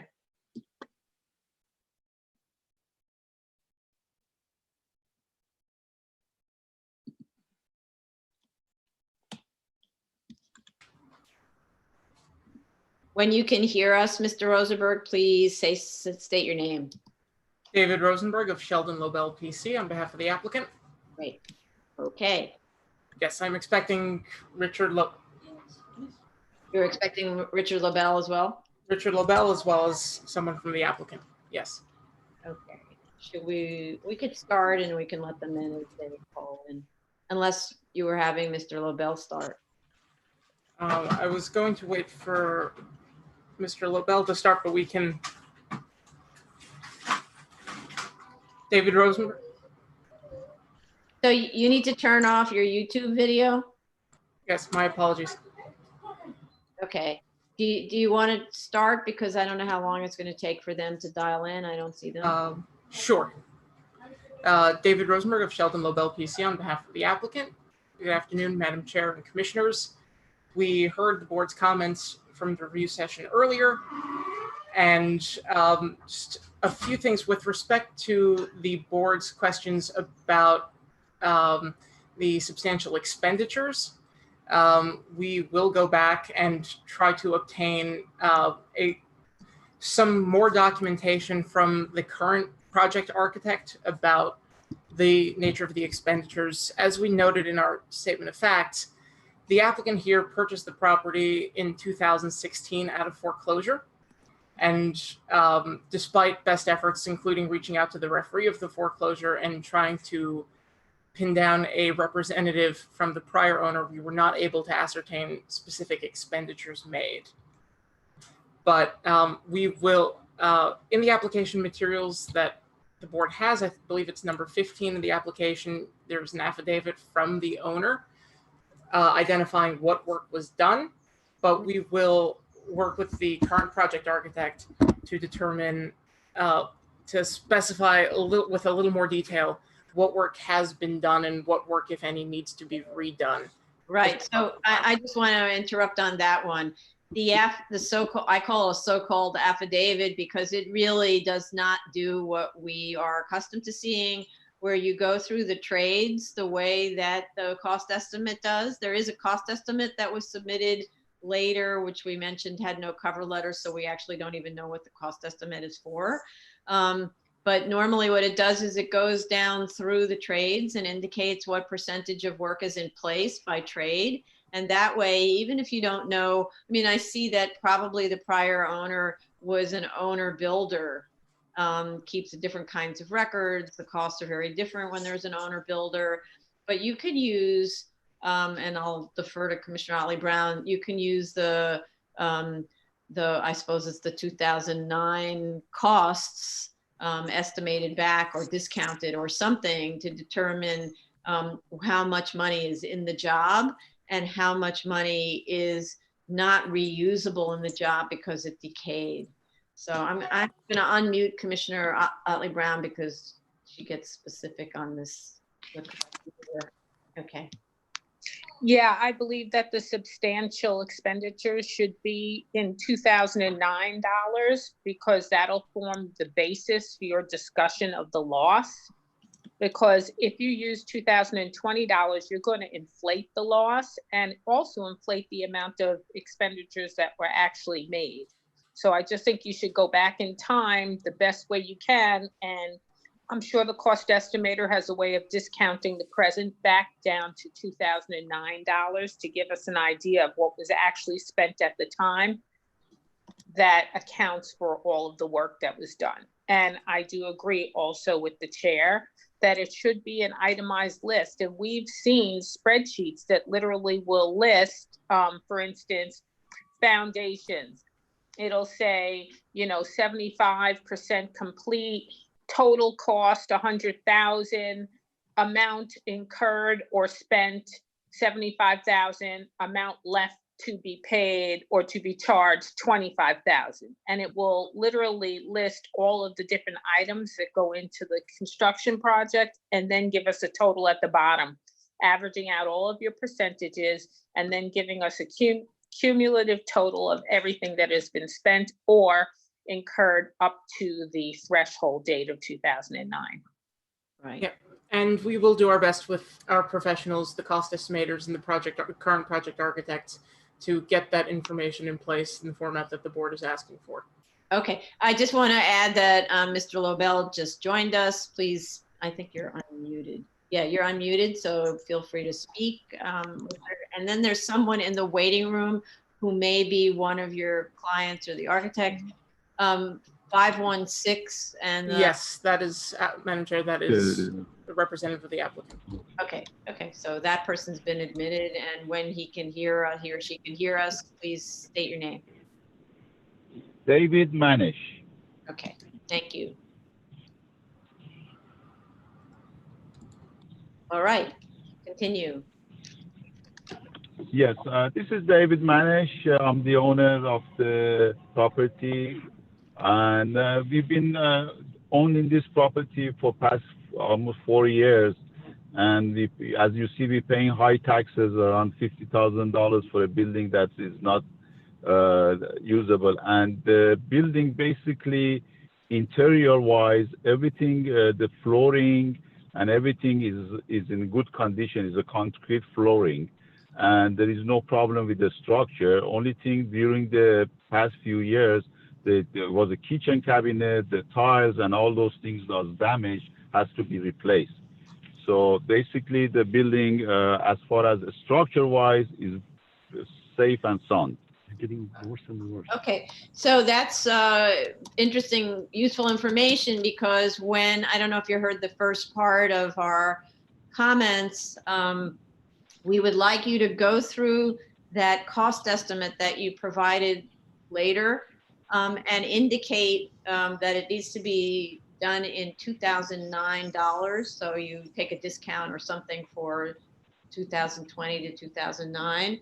And then indicate the percentage of each kind of trade or area, how much is completed and how much remains to be done. And then with respect to, for example, the kitchen cabinets and the tiles, you could say the kitchen cabinets and the tiles are X percent complete, but then you could add something, another column that says those don't count anymore because they can't be, they need to be removed and replaced, right? So that way we can see the impact on your losses. Okay, and Commissioner Banner has her hand up and I'm unmuting her. I'm going to keep you unmuted. And okay, that will help also if you then extend that analysis to talk about what portion of the work was finished after the rezoning that may have been the reason why you received your stop work order in 2012. Because that's 2012. Yes, we will look at the records. To date, we haven't been able to ascertain exactly what work was done to lead to that, which is why we note in the statement of facts that in furtherance of our vesting argument, we're only relying on the work that we know to be done before the rezoning date based on the publicly available records and not on any of the work that was done after. So mainly the superstructure and the work regarding plumbing and gas that we have documented in the DOB records. Okay. Yes, there was no work was done after, after 2012. There was only the one inspector passed by and they broke the glass or something and they just put a stop work for no reason. I don't know why they put a stop work.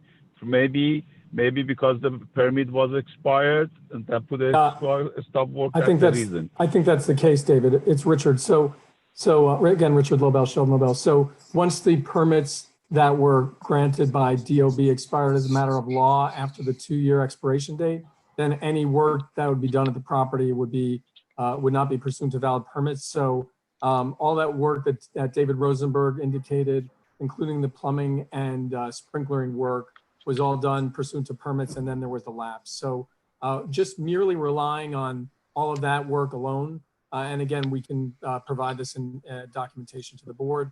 We well fit within the prior guidelines for substantial expenditures. So, I'm confident, even with the lack of information, our inability to get records from the prior to the foreclosure, we still feel confident that we can provide the board with it.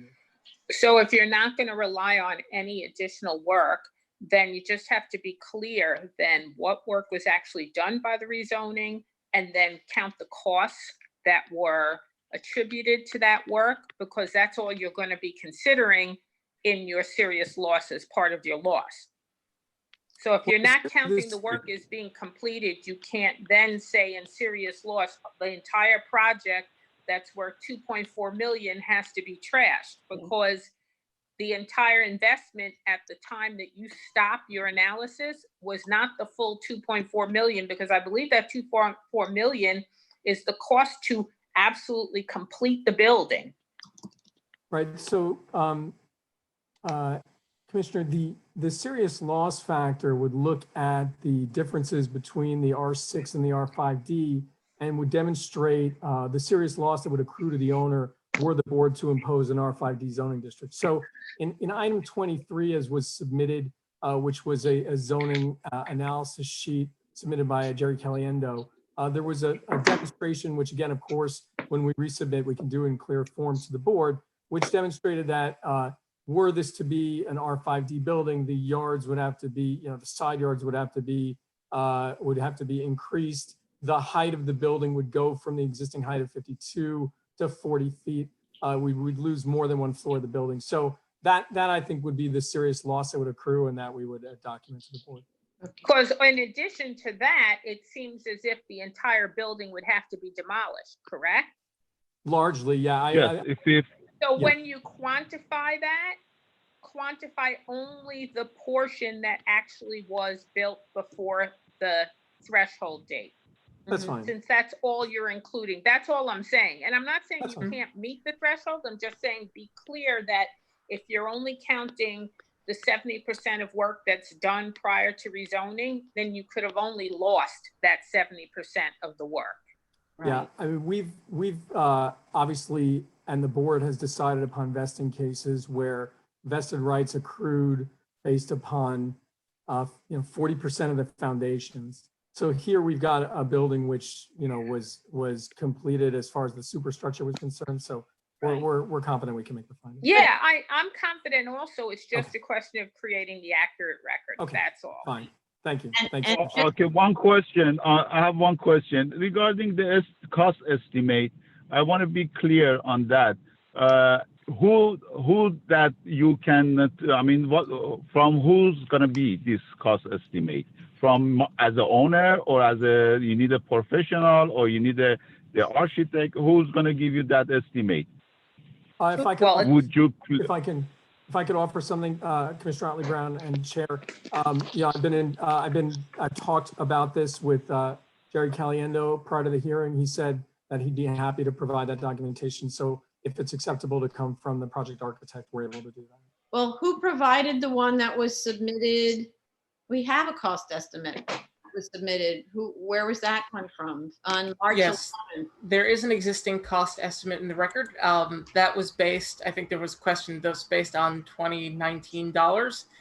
And what we will be doing is working with the new project architect on this in conjunction with the Estimating Services of New York, which is the company that provided the 2019 cost estimate, to one, backtrack those costs to $2,009, and then as well to isolate from the adjusted $2.4 million number only that work that we're counting towards our vesting. Perfect. Right. So you need it for the adjustment company, the original guy who Yes, put this. David, we'll be able to talk more after the hearing about what's required on that. Okay. You All already. right. have Thank you very much. on this. Okay. And I just want to remind that, you know, we have these photographs that show that the building had the balconies and the exterior brickwork and so on in place, and the windows in place as of 2009, right? So, Correct. right. So Yes. you know, I mean, basically, the building was done in 95%, but since we had the stop work on it, we could not do anything to the building and deteriorate. As far as, you know, the balconies, maybe they broke the window, they threw rocks, we have boarded up the building, you know, so homeless people, they moved in, we had to chase them out, all those things. right, but excuse me, Mr. Manish, you're talking about work subsequent to you purchasing it, right? I'm talking about work up until 2009. Okay, sure. We have Google imagery that was provided to us by your council that shows that from 2000, it was like 2008, 2009, the building was there. And the exactly windows was there, yeah. right. So that what may not have been there is the kitchens and the tile work. We don't know any way of knowing that unless you reached out to, for instance, the architect of record at the time, who might have been involved in the construction. I don't know. Or the engineer. You know, I'll be honest, I cannot get hold of those people. Okay.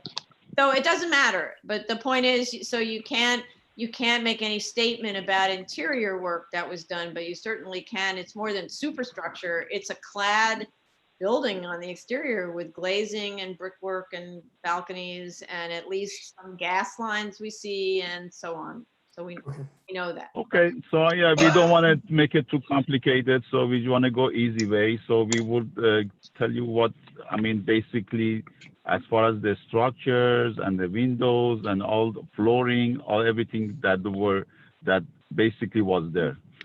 Mm-hmm. Okay, great. Okay, I think we got it.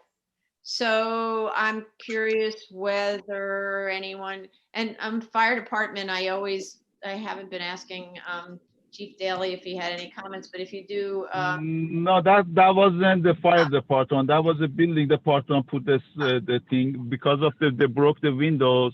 Once the window was open, you know, if you look at the complaint, no, Mr. somebody called said. Mr. Manish, stop Yes. talking. Stop Stop talking, talking. please. We're not talking. I'm asking for other people who might want to speak. Someone muted you. I didn't want to be that rude. So, but I'm actually asking if our fire department representative would like to speak on this item, and so please let other people talk. Okay, thanks. Oops, let me unmute you 1 second. There you go. Okay, good afternoon, Madam Chair and board members.